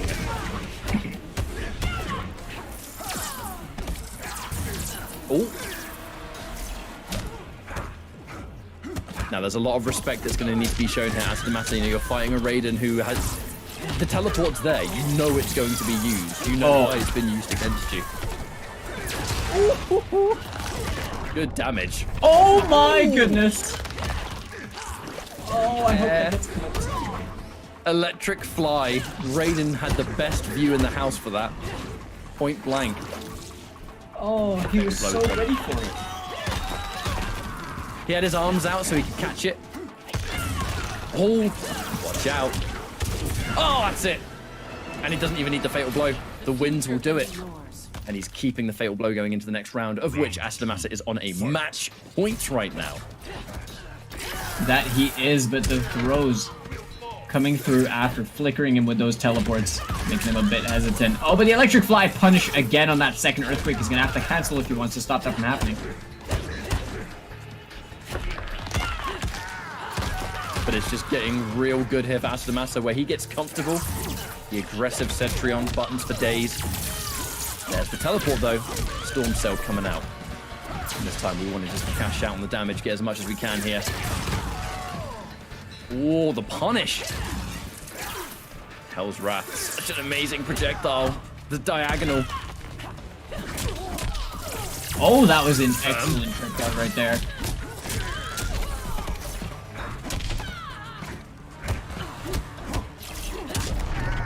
Oh, the duck! It was way too pretty. Spends the fatal blow, though, a bit too late on that one, pulling the trigger after the opponent was already at the line of sight. DMT getting full advantage with the wake-up punish, and keeps himself alive in this tournament just for now. Ooh. Again, I don't think was fully expecting that to combo. That's a big punish, though, because here comes again that minimum. Wait, it's the corner combo, so we're going to get even a little bit more. 25%, end it in the wins, just for good measure. DMT's in big trouble. Wake-up attack will be bang on the money. And that's what that whole two-string was, actually, looking for it. And another stun. That's going to be half of what's left. DMT's in big trouble now. Oh, he tried to bait flawless block. Wait, what? That was a very, very confusing ending, but what matters is that Asadamasa does get the win. Now, he will friendship. Asadamasa doesn't often fatality.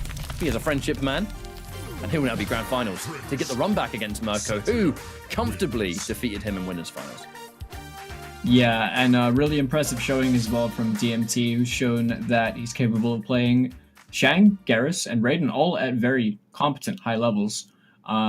But ultimately, Asadamasa holding it down, showing why he is such an oppressive defensive machine. Once again, seeing him in a grand finals position, but this time to face off against his fellow national player, Yuzu Mirko, who's sitting in winner's side, exceptionally high octane, very fast paced, and very reads-based and reactions-based Scorpion. But it's a matchup that Mirko is very, very comfortable in. As we saw, not only in the winners finals today, but pretty much every time Asadamasa and Mirko fight in general. And they are so insanely familiar with each other. This is still early days of Intercontinental, so we are in a position where everyone's still trying to get that kind of early injection of points. Absolutely to note that we don't have Raichu, TQ, or Video Game Show in this top 8, who have been the two absolute most dominant players. They're not in this bracket. You take every opportunity you can to get the highest amount of points possible. Because like I said, we are early days, and there's plenty of months left of Intercontinental, Liga Latina, North American League. It's all got plenty of months left to go, 4 points, and now is a good time to do it. So before we start our grand finals, I do want to give a moment to shout out Astro. Now, we do want to thank Astro Gaming. They are, of course, the official audio partner of the MK11 Pro competition. All of our audio is powered by Astro for the entirety of the season, which we very much appreciate. If you want to get involved and you want to check them out, you can go to astrogaming.com, find out all the information on their officially licensed PlayStation audio products, all of which are available right now. So go to astrogaming.com, check out some good hardware. Now it's time for our grand finals, Falcon.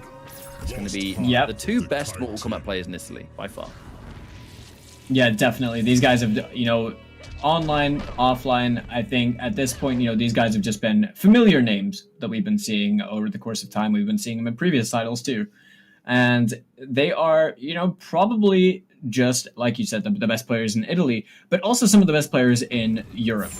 Now, over here in the grand finals of Europe West, we're going to see the winner's side. Mirko is only going to have to win the one set against Asadamasa. He's going to have to win the two as he's from losers. Just the nature. Mirko's reward for being the most dominant player of this tournament. Less work to do. Or more work to do if you're in Asadamasa's shoes. It really depends on whether you're a glass half full or half empty kind of person, I suppose. But let's go now. Mirko. Using the spear as a poke, and we get the big damage already. We spend both bars, 20%, and the breaker as well. The burning spear was active.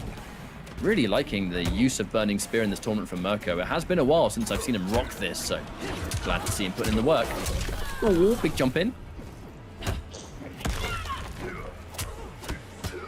Yeah, Mirko just trying to feel out Asadamatsu right now. Now, this is definitely going to come down to... Oh, a big neutral jump. It didn't get the chain. Tried to get the follow-up as well with the spear. Not going to work out.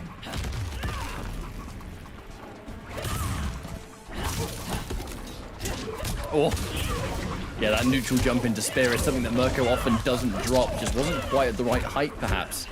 He managed to get it whiffing. Lovely throw tech. Okay, cool stuff here. Mirko. It's so tricky every time. And there's one thing I love about Mirko so far. He has absolutely seemingly studied these situations where he gets that burning spear activated. Looks for a trip guard again, Astamasa. Good defense.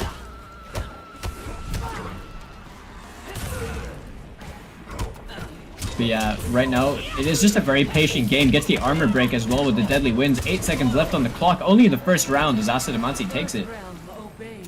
We went down to the last 10 seconds over there. Just in the first round. Both players willing to play very, very patiently to try and find their hits. Back three again. Always. 3 in a row. So probably 3 times Asso was expecting a grab there, I assume. Flawless blocks, really clean stuff there from Mirko. Gonna get comfortable perhaps being clipped by the rest of the string, but here comes the winds again, the pushback and the chip, all of it. Very, very good.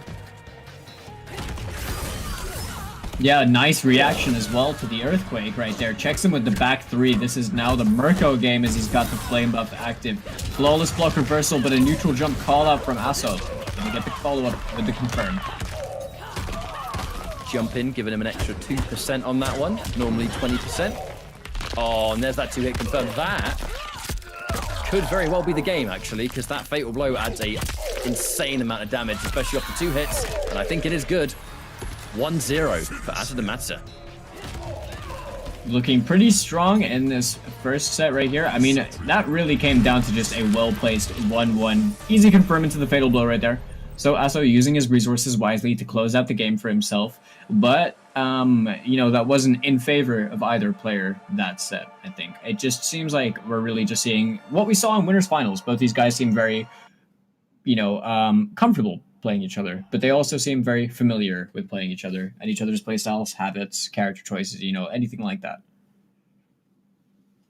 And it's a matchup that I think I've talked about this a bit before, but I kind of feel like Cetrion would have got a lot better at fighting Scorpion now than before. Because let's look at Asadamatsu with Spring Cleaning, for example. You have a more limited keep away option, and the Geyser, obviously very unsafe in certain situations. Now you're fighting Scorpion, and you haven't got the Geyser, but you've got the winds for fighting up close. You've got the Earthquake from far away. Granted, the reaction teleport can beat it. But I kind of think that the tool set for fighting Scorpion now, surely it's got to be better than it was before. Yeah, it feels like it is. I mean, Earthquake, obviously, you know, it's going to get punished by teleport. But generally speaking, the deadly winds do help your game plan quite a fair bit. And over there, the 1-1 interrupt confirmed into the blinds.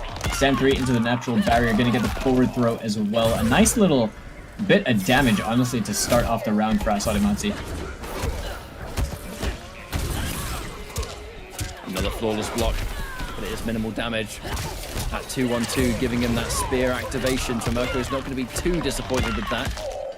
But it's looking real good still for Asadamatsu, who has been a lot more aggressive in this grand finals than when we saw them play in winners finals, which was pretty much the Mirko show. Asadamatsu is fighting back. Lovely anti-air. He really is. It seems like Asso is definitely very hungry for the win over here. Blocks the overhead, not getting opened up by any of this. Didn't want to overcommit as well by trying to unnecessarily flawless block the forward 2. Gets the round for himself nice and safely, but Asadamatsu seems to be very much calmer, I want to say, than earlier. He seems a lot more, like, in control. Never missing that up 3. Straight out of the mid. Oh, another time where the spear doesn't quite manage to land. And there's an air-to-air. Definitely expecting some kind of breakaway, I think, is Asadamatsu. That flawless block is just so consistent. But it's not doing much for him because it is just a little bit of damage, really. but now. Yeah, it's a tiny bit of damage to just deny her situations, to deny the pushback, but you're spending 2 bars on it. It's like it's not really getting him too much, but it's definitely stopping Asadamazzi from getting anything else from it. So I guess he's fine with just playing, you know, the neutral, building back the bars. But right here, both players literally just not want to commit to anything. Mirko going in and getting first blood in a few moments. He gets that forward throw. Another one, and the break's used. This time there's no spear at all. Break did prevent that. Okay, burning spear again. It's actually a scary position for Asadamasa. He's pushing in all the way through. He's got that fatal blow in mind yet again, and maybe now doesn't even need it. Oh, he commits to it! That was a really good poke. Back 3 moment? 6 seconds. Nope, the down ones.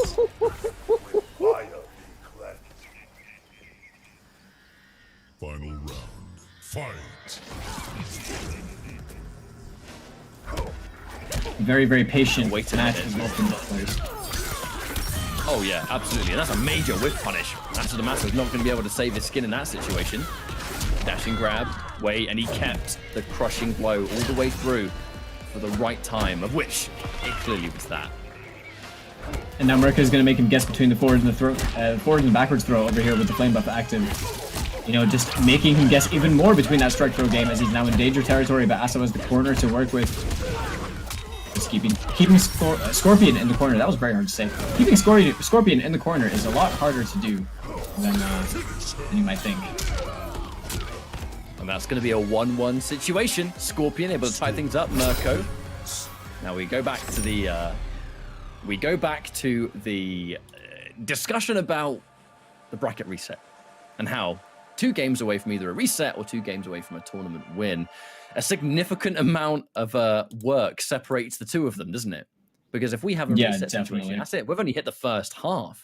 And that just goes into the discussion of tournament, I think, endurance, of which both of them have plenty of. But Asadamasa in particular, no stranger to these kind of Game 5 bracket reset and then Game 5 post reset, last round, last hit. Like, he's been there so many times. He's one of the most composed players that we have in this part of the world, I think. Yeah, Asadamazzi definitely sticks to his game plan. He's very, I think, he's composed, yes, but I also think he's quite disciplined. He doesn't tend to deviate from his plans very often. And we know that Asadamazzi doesn't really get too much time to spend on the game per day, but he uses his time very wisely. And, you know, obviously, you know, that shows when he plays, when he starts competing. And he plays this consistently and placing this consistently. But Mirko only having to win 2 more games in order to take this week's EU West, this event rather.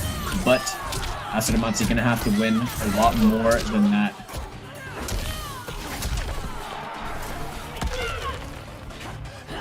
Looks like so far, Mirko's off to a pretty good start. As I say, he gets hit by a jump in.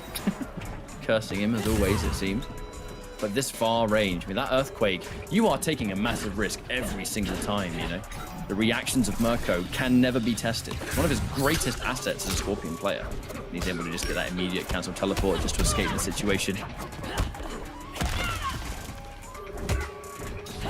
Yeah, definitely. Mirko just playing back a little bit. Flawless block as well, straight away on that.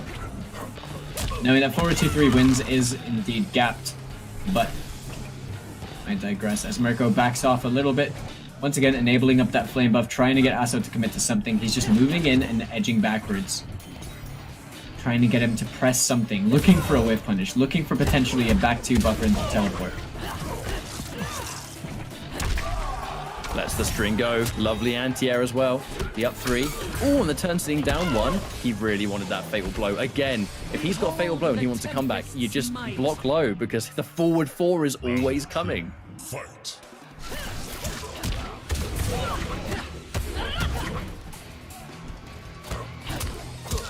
But yep, right here, the down 1 checks. Mirko applying all the buttons he can right now. Probably didn't want that. Probably the back 4 into the amplified teleport. But overlapped the inputs right there. The forward 4 clipping Aso at the sky. Right here, Mirko has the better positioning to work with. We're starting to see short hops become so much more apparent. Ugh. Just like that. There goes down 2. Oh my goodness! A down 2 for Another. a down 2.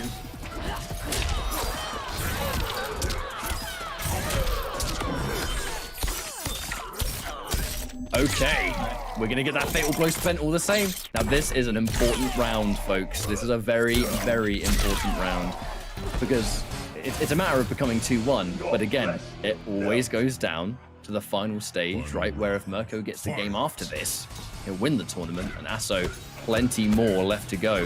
He wants to reset and then continue to take it. That counter hit is a bad start though, as Asso has no meter to break. Definitely took that right out of my mouth right there, and it is on the whip punish as well. Didn't spend the bar over here. Not sure what the decision making was behind that one. Might have just dropped the input. Asadamazzi right now going to get that back throw, tacking on a little bit more damage to try and even out the health bars, but one solid hit from Mirko is going to close out the game. Oh, a lot of buttons being pressed. Hang on a Catching. The wake up jump is still going to give him a respectable 22% though. Closer to 23, I guess. And fatal blow.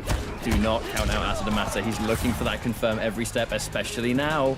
Mirko cannot get clipped. Very true. A nice down 4 to challenge. He read that cancel. That down 1 made me nervous. Oh, it's literally just a down 4 out of nowhere. And that's going to give Mirko the 2-1 situation. And he's going to be 1 game away from winning our latest Intercontinental Combat Qualifier. He's going to get himself a giant amount of points. Yeah, he looks really, really good. Honestly, in that situation, it was quite nail-biting for both players. Mirko couldn't overcommit to anything. He couldn't try and make a read. He just wanted to play as safely as possible. And Asadamazzi also didn't want to present him with some kind of, low-hanging fruit that he would try and go for.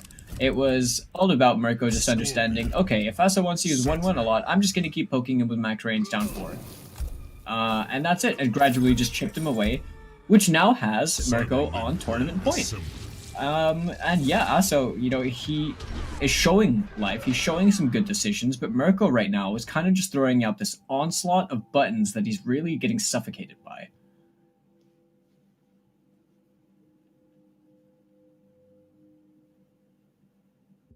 We are right about to close out this tournament, it seems like. Maybe I'm speaking too soon, maybe not. But as we go into the Cyberlinque assembly anyway, Mirko, he's a player all about momentum. And when he's feeling it, lovely throw tech. He's definitely quite the freight train. Or yeah, he's using these down 4s to try and feel out that space where Asa wants to use 4-2, wants to use 1-1. The natural barriers coming through, doing a bit of work for Asadamazzi as he gets the 4-2 whip punish. Oh, this has been a really good round for Asadamasa. Mirko trying to grab, and the techs have just been absolutely immaculate. That whole Wrath's going to make things much harder. Not prepared for the amplified teleport. Going to give some bonus damage, but is it going to be enough? Down 1 because he can't really afford last breath to be a thing at all anymore. But the dashing barrier is still going to be more than good. Right, Asadamasa, he's close. Can he bring us closer? He's looking... He looked really, really good that round right now, but Mirko sort of with a bit more pressure on the table as it currently stands. I do think that Asadamazzi has been playing very nice defense. His throw techs also have been near enough immaculate. That was a brilliant air-to-air conversion into the teleport right there. Speaking of conversions, gets an opening with that forward 4-2 into the teleport. Nice chunky 30% as Mirko is steamrolling his way through this round right now. Oh, on the jump in overhead. And he goes for the forward 4 at the last moment. Across frames of the 2-1. The back one's good as well, and this will be a tournament point for Mirko. Final round. I really like the idea. I really like the idea to use this many back 3s in such a short amount of time. Just keep hitting him with the overhead because you know that he's just flinching. And right there, even when he blocks it, he gets the flawless block OS off it. It still sets up that weird game, right, where it's not necessarily your turn.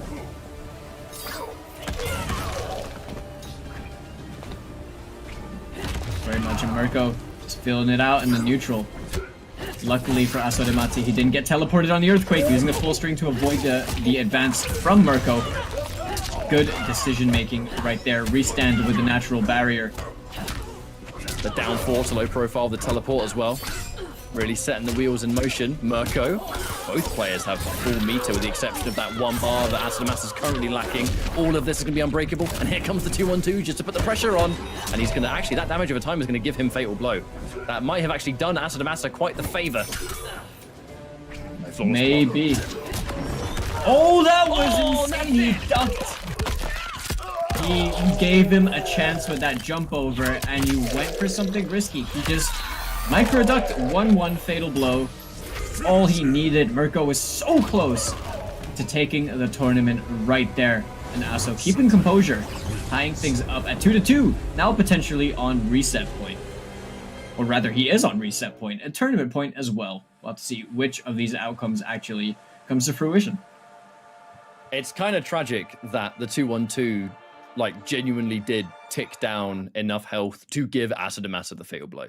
That's really where the tragic thing came from, that the 2-1-2, in any other time, it's fine, but there, it could almost be considered a mistake because the damage over time doesn't add that much, but all it did was add enough to give Asadamass the tool he used to win the match, which is really unfortunate, but here we are, the reset or the tournament win. We're one game away from finding out.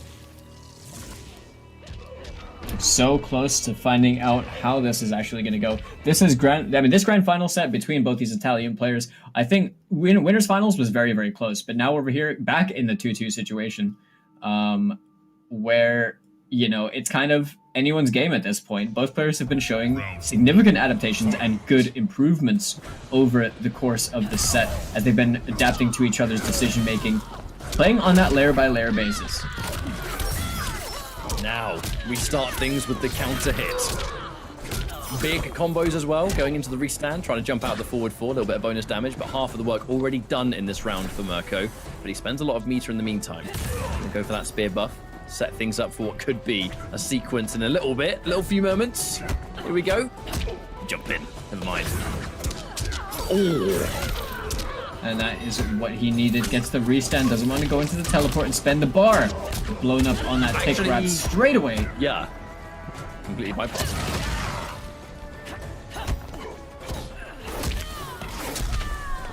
Okay, reverse grab. Spear buff active again. There's the flawless block, and this is really bad news for Asadamass because he flawless blocked into the buffed spear offense. But wait, hang on. Oh my god. I don't think that's gonna kill. That must scale quite a fair bit off the vines. But over here, it kind of is anyone's game if it doesn't kill. I don't think it will. Nope. Barely survives. Barely survives. Now Mirko. The back two. He lets it go. He committed because he was frames away from having the defensive bar to cancel it. That's now a reset point for Asadamass. Either the tournament ends or we've only just started the grand finals. Oh, the duck again. You can't throw this man because he techs it. Even when he doesn't tech it, he's ducking the throws. Looking for the forward 4 again. The staggers. The interruption not ready for Asadamass to pull the trigger on the whole string. Full combo this time. No break. Lets the whole thing rock. Oh, that was a really nice conversion.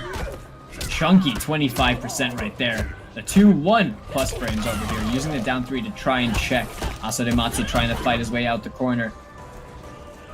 Letting that whole string go again, really wanting to mess up the timing of the flawless block. Mirko's flawless block on that, and again, that's what that barrier is for. Oh, the button press makes us nervous. The wins and the plus frames. It's gonna do it. We have just reset the bracket. That we have as Asadamass pulls this one around, resetting the bracket. Yeah, this is going to be a new set. For anyone that doesn't know how the format works, we are going to go back down to a 0-0, as effectively Mirko has been knocked into the loser's bracket. So now with both players playing on equal footing, we're going to go back into another 1-3 set. And the winner of this is going to be the winner of the Intercontinental EU West for this stream. We couldn't have asked for a closer set in grand finals, to be honest, as this is very narrow right now. It's hard to make a prediction here too, because Mirko looked so insanely confident in that winners finals where he comfortably won. But this is, as you would always expect with training partners, they're so familiar with each other that anything can happen. In this case, we got the much more, I think, predictable result, which was a game 5, and then who knows where it's going to go. But the Burning Spear and the Teleport Cancel, the same variation. I don't think we're going to change anything. That spear buff is important for this matchup, I think. For when you get close range, it changes the grab game a little bit, the extra damage that you get. That's massive. He's not going to change, is he? Let's go. Reset bracket. Something I'd be interested by is what if we see Mirko maybe potentially picking Searing Rage? Because I know him to play a bit of Searing Rage here and there, but you know, it could really be up in the air. I don't think he would want to sacrifice the Teleport Cancel, but I do often think about, you know, how many times the Death Spear, the spin, sorry, would have helped him. But that excellent jump back punch straight away into the confirm the back 3 checks.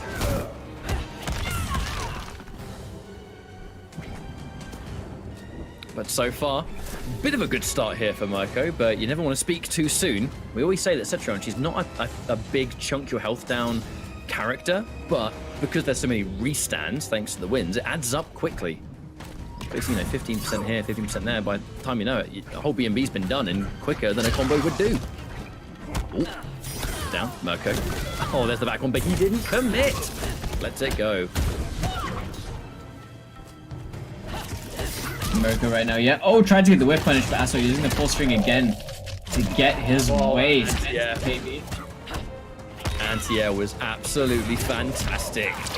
And the side switch, he's ready for the teleport. Catches him on the other side, and Asa de Massa completely blows up the defensive timing. Natural barrier. You want to flawless block the wins? Eat this rock wall. I dare you. Round 2, fight. Definitely getting called out for what he's trying to do is Mirko. The 1-1 confirm into the bind grab. Doesn't have the bar to extend the combo, unfortunately, for Asadamasi. But finds himself a hit right now, goes into that jailing 1-1 right there. Ends him in the stand 3 natural barrier, but a tech on that throw from Mirko as he gets an escape fill for himself. Ooh.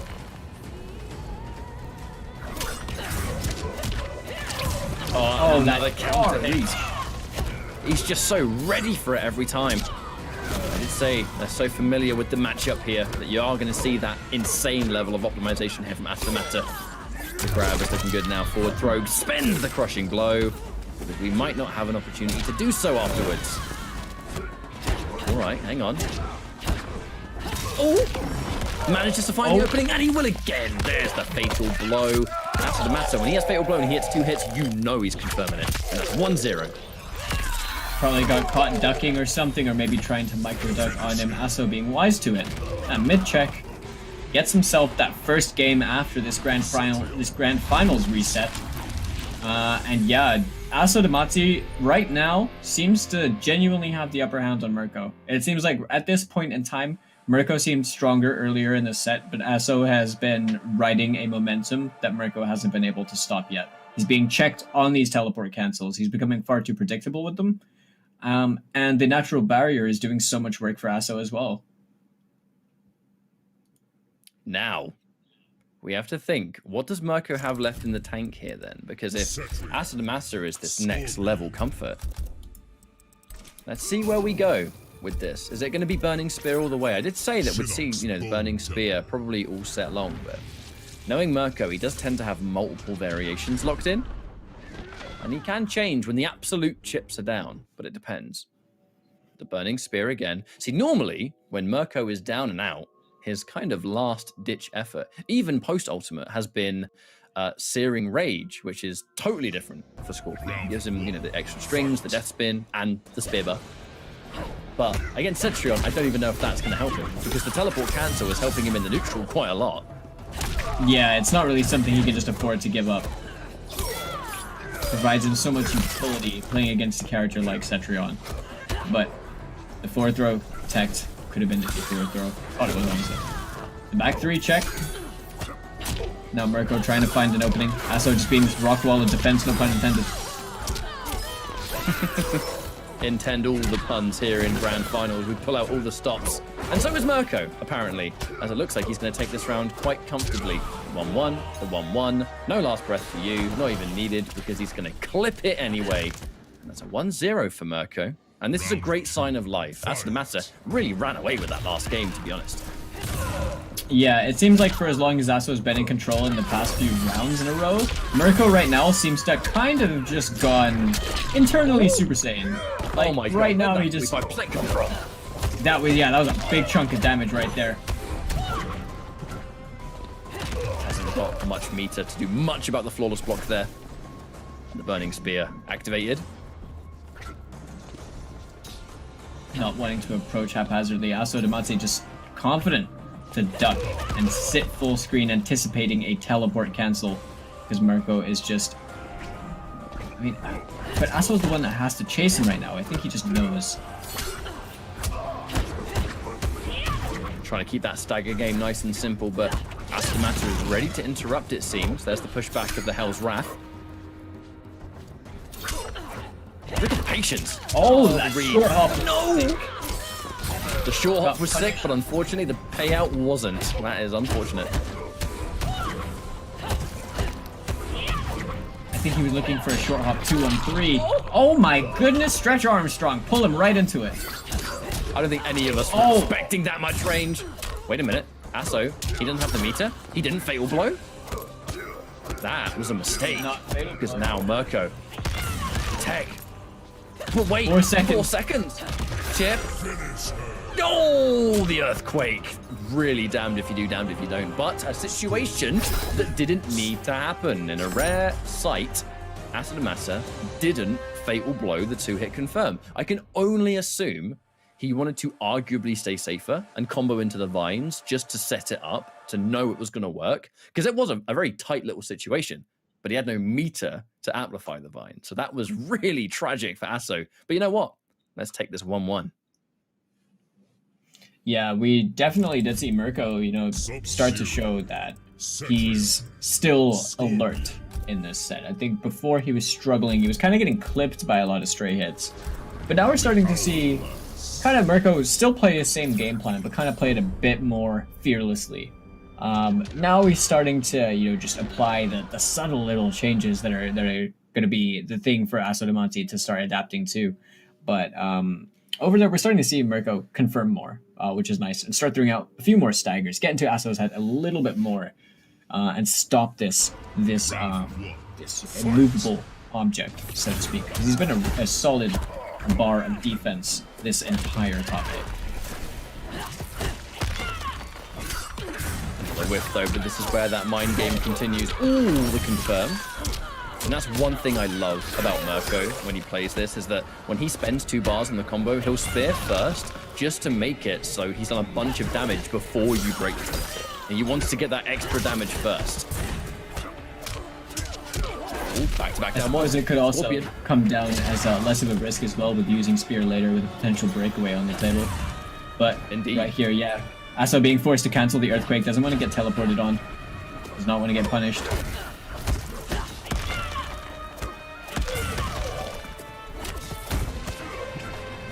More of these. Just Scorpions down 1. It's been such a insanely fast tool for so long. Mirko happy to use it. Jump in. Ooh! Okay, the respect. He knows you're going to watch for it. Burning Spear is active though. Watch out now. Oh, speaking of which, that is going to hurt. Nice chunky 16.5% for that throw. And Mirko flawless blocking that jump in, denying any possibility of advantage for Asadamati as he closes things out with a clean full string to chip him out. He's now taken the lead in this set. A nice cheeky mix-up. Saw that from Op earlier on, seeing it from Mirko this time round with a low starter into overhead second in the string. Trying to enforce something off that down 4 on hit, but just too far away for the forward 3 to really do anything here. And now Asadamasa, he is having to accept that this traditional ranged game, you just can't play it against Scorpion. Least of all Mirko Scorpion, when you've played him as much as no doubt Asadamasa and Mirko have fought. So you need to play that footsie game post-range. You have to very much play around what Scorpion's doing. He's a very dominant character in that I do my thing, and you kind of have to play around it. And this is one of those matchups. It's like having teleport in the arsenal forces you to respect it almost. Uh-huh. It's like even if it doesn't use it. Exactly, yeah. The same way you would somewhat respect a Jade Glow or a Sub Slide. It's just a very strong move for what it's built for. We are trading blow for blow here. Oh, that 4-3 could have been much, much more. Escape failed. Not that it really matters with Cetrion. No command. Crushing blow on the grab comes from the elements being active. Right now, he's trying to find the opening hit.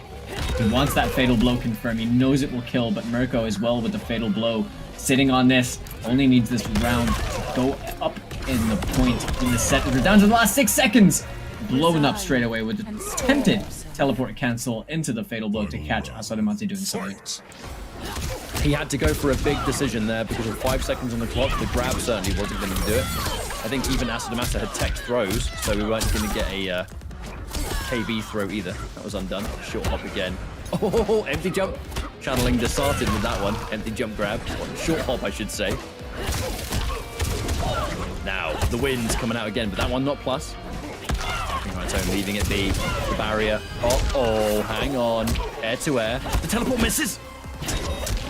Didn't quite get the pickup from that, and the armor has been broken by the deadly winds. Asadamati is turning this round entirely in his favor, as he has stolen this game, essentially, with such a quick and uncharacteristic aggressive round from Asadamati. Now, 1 game away. Asadamasa. I think he'll be really chuffed with this, because since Ultimate, he has been on a real tear. And a big part of that with the confidence in his game plan, I think, came from his appearance at the Dragon Temple, which was a large-scale event, you know, where he was able to practice and grind against the likes of Foxy Grandpa, do basic, Tekken Master, and the list goes on, you know, Gur, for crying out loud. Plenty of other top-level players that were in attendance.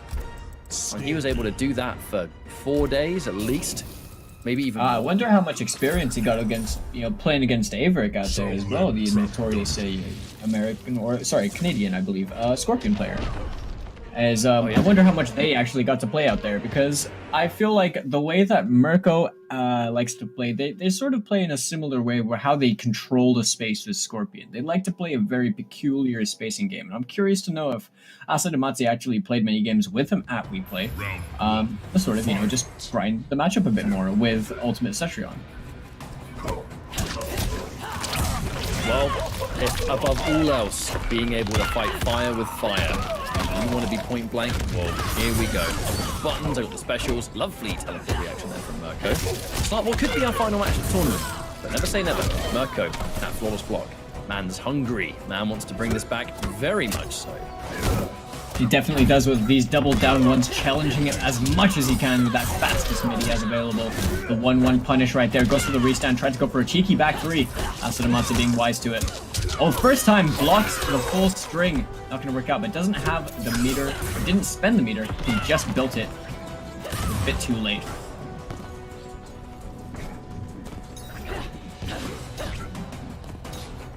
Now, we've been in this situation time and time again tonight, haven't we, Ketchup? Oh yeah, I'm just waiting to see what happens next. There's patience right now. Mirko, he's looking for something to react to. Spear, Asadamasa, happy to wait for it to run out though. Mirko's the one with the life lead. 25 seconds on the clock. Are we gonna have a timeout here? Uh-oh. Now the fatal blow. The second Mirko gets it, in theory it's a one touch either side. Mirko does not have his fatal blow. Not that he'll need it at this health. 2-bar unbreakable spear will do it. Mirko fighting back real hard and he gets the tick. Okay. I'll do it.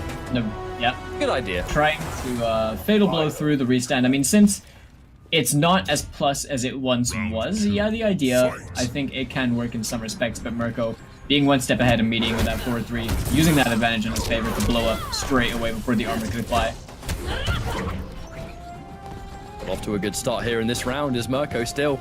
Probably going to have a game 5 again, I can imagine. I don't want to curse it though. I know commentators' curse is a real thing. Oh, hang on a minute. He's trying to interrupt. He's paying the price for it. The wind's pushed back. Chip. Oh, and there's the 4-throw. Escape failed.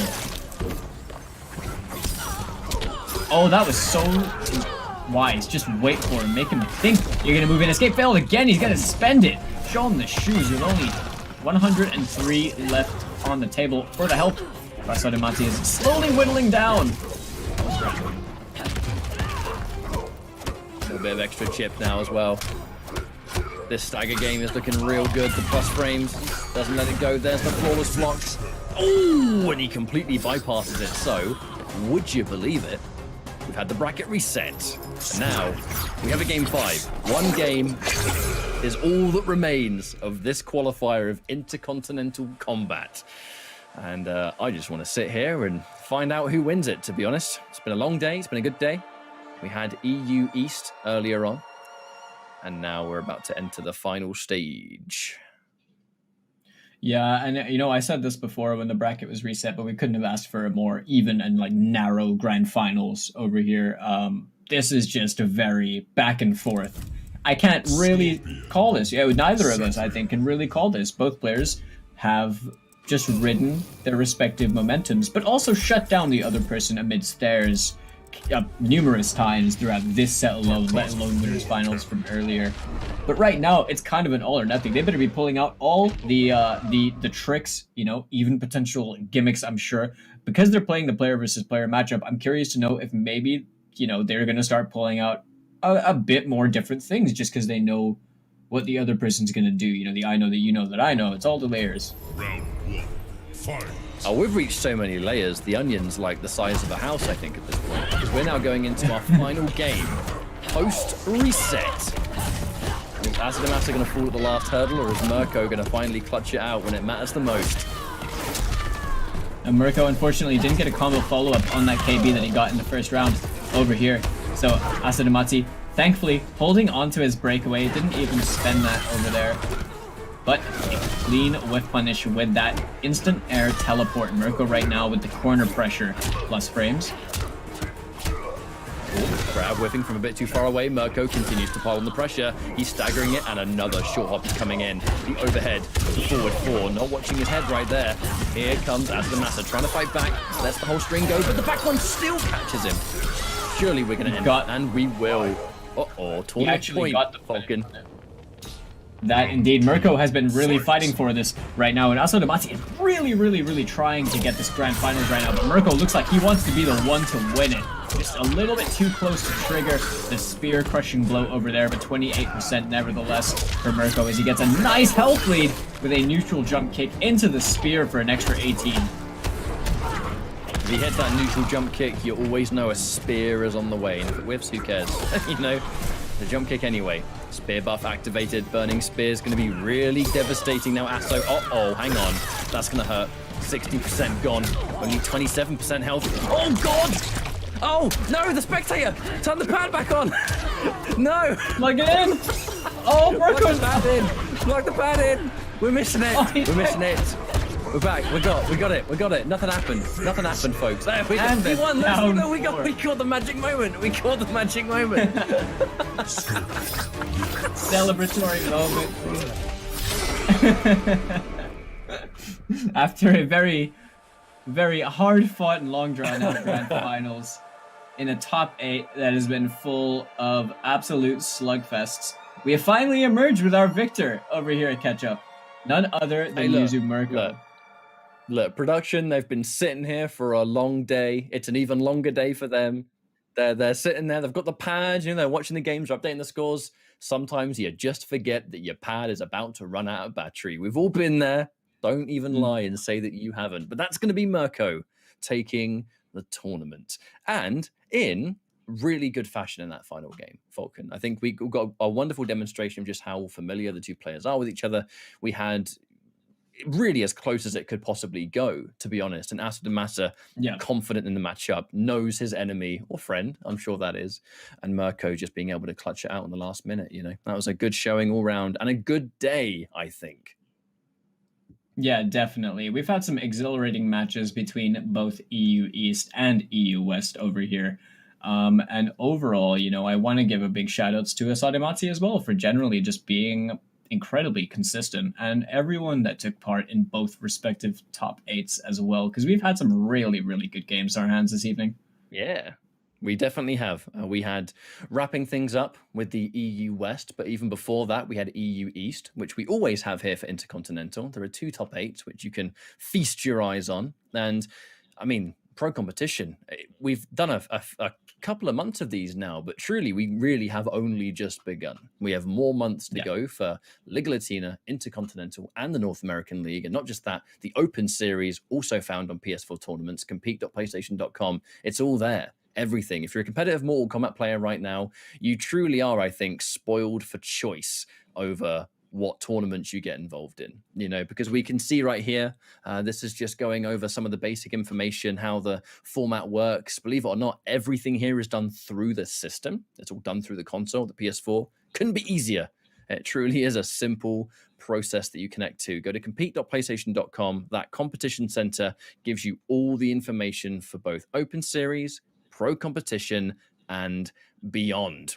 A one-stop shop, I think. Now, before I wrap us up here, Falcon, do you have anything to say to the nice people before we finish up?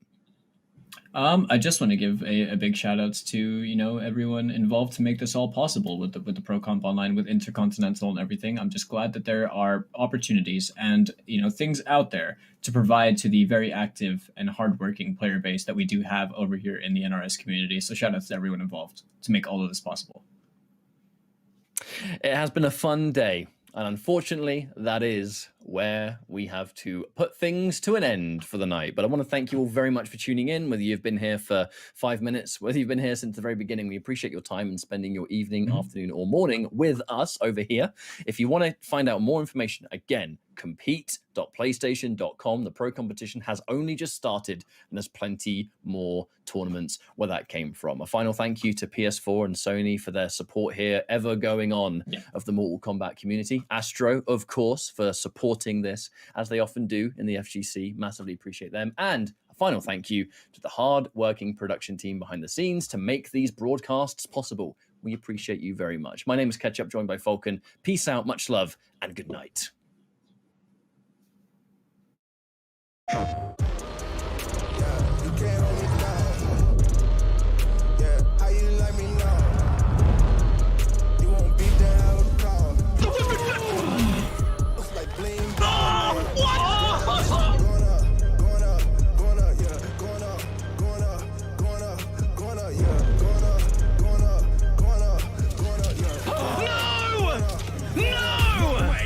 No jokes, no gimmicks, just combat.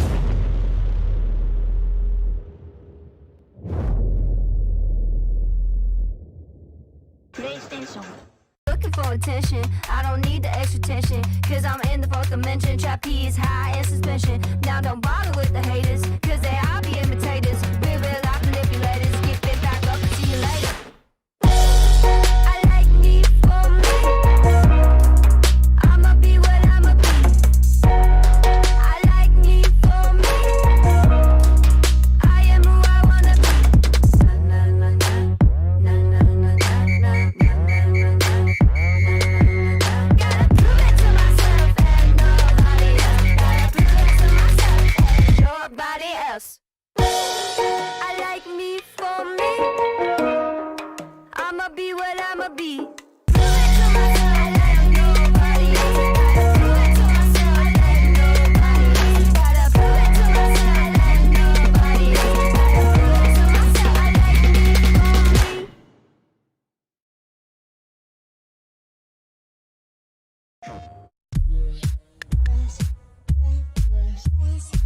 Hey guys, Ketchup and Mustard here, and it's time to test your might in the Mortal Kombat 11 Open Series. Ready to rumble? Power on your PlayStation and head to the Events app. Filter by type and select a convenient date and time. Boot up MK11 and locate the PS4 Tournaments menu option. Click it to visit a familiar place, the Console Events tab. Sign up and prepare to play. Once registered, you can view your tournament details and check-in time. A notification will remind you to tighten your black belt and get over here for your match. Continue combat in the open qualifiers to close in on the competition. Thank you for watching, and we'll see you in the tournaments.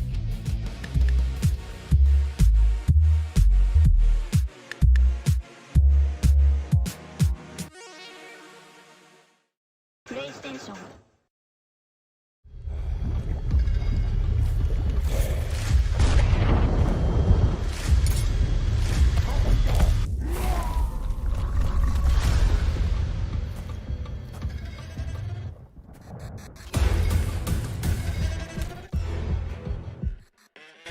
Who are you? I'm your worst nightmare.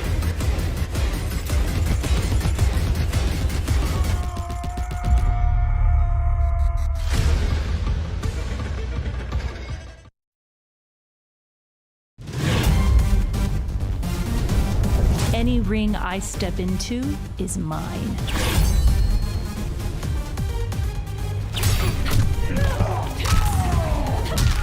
End of the line. Then this fight is now personal.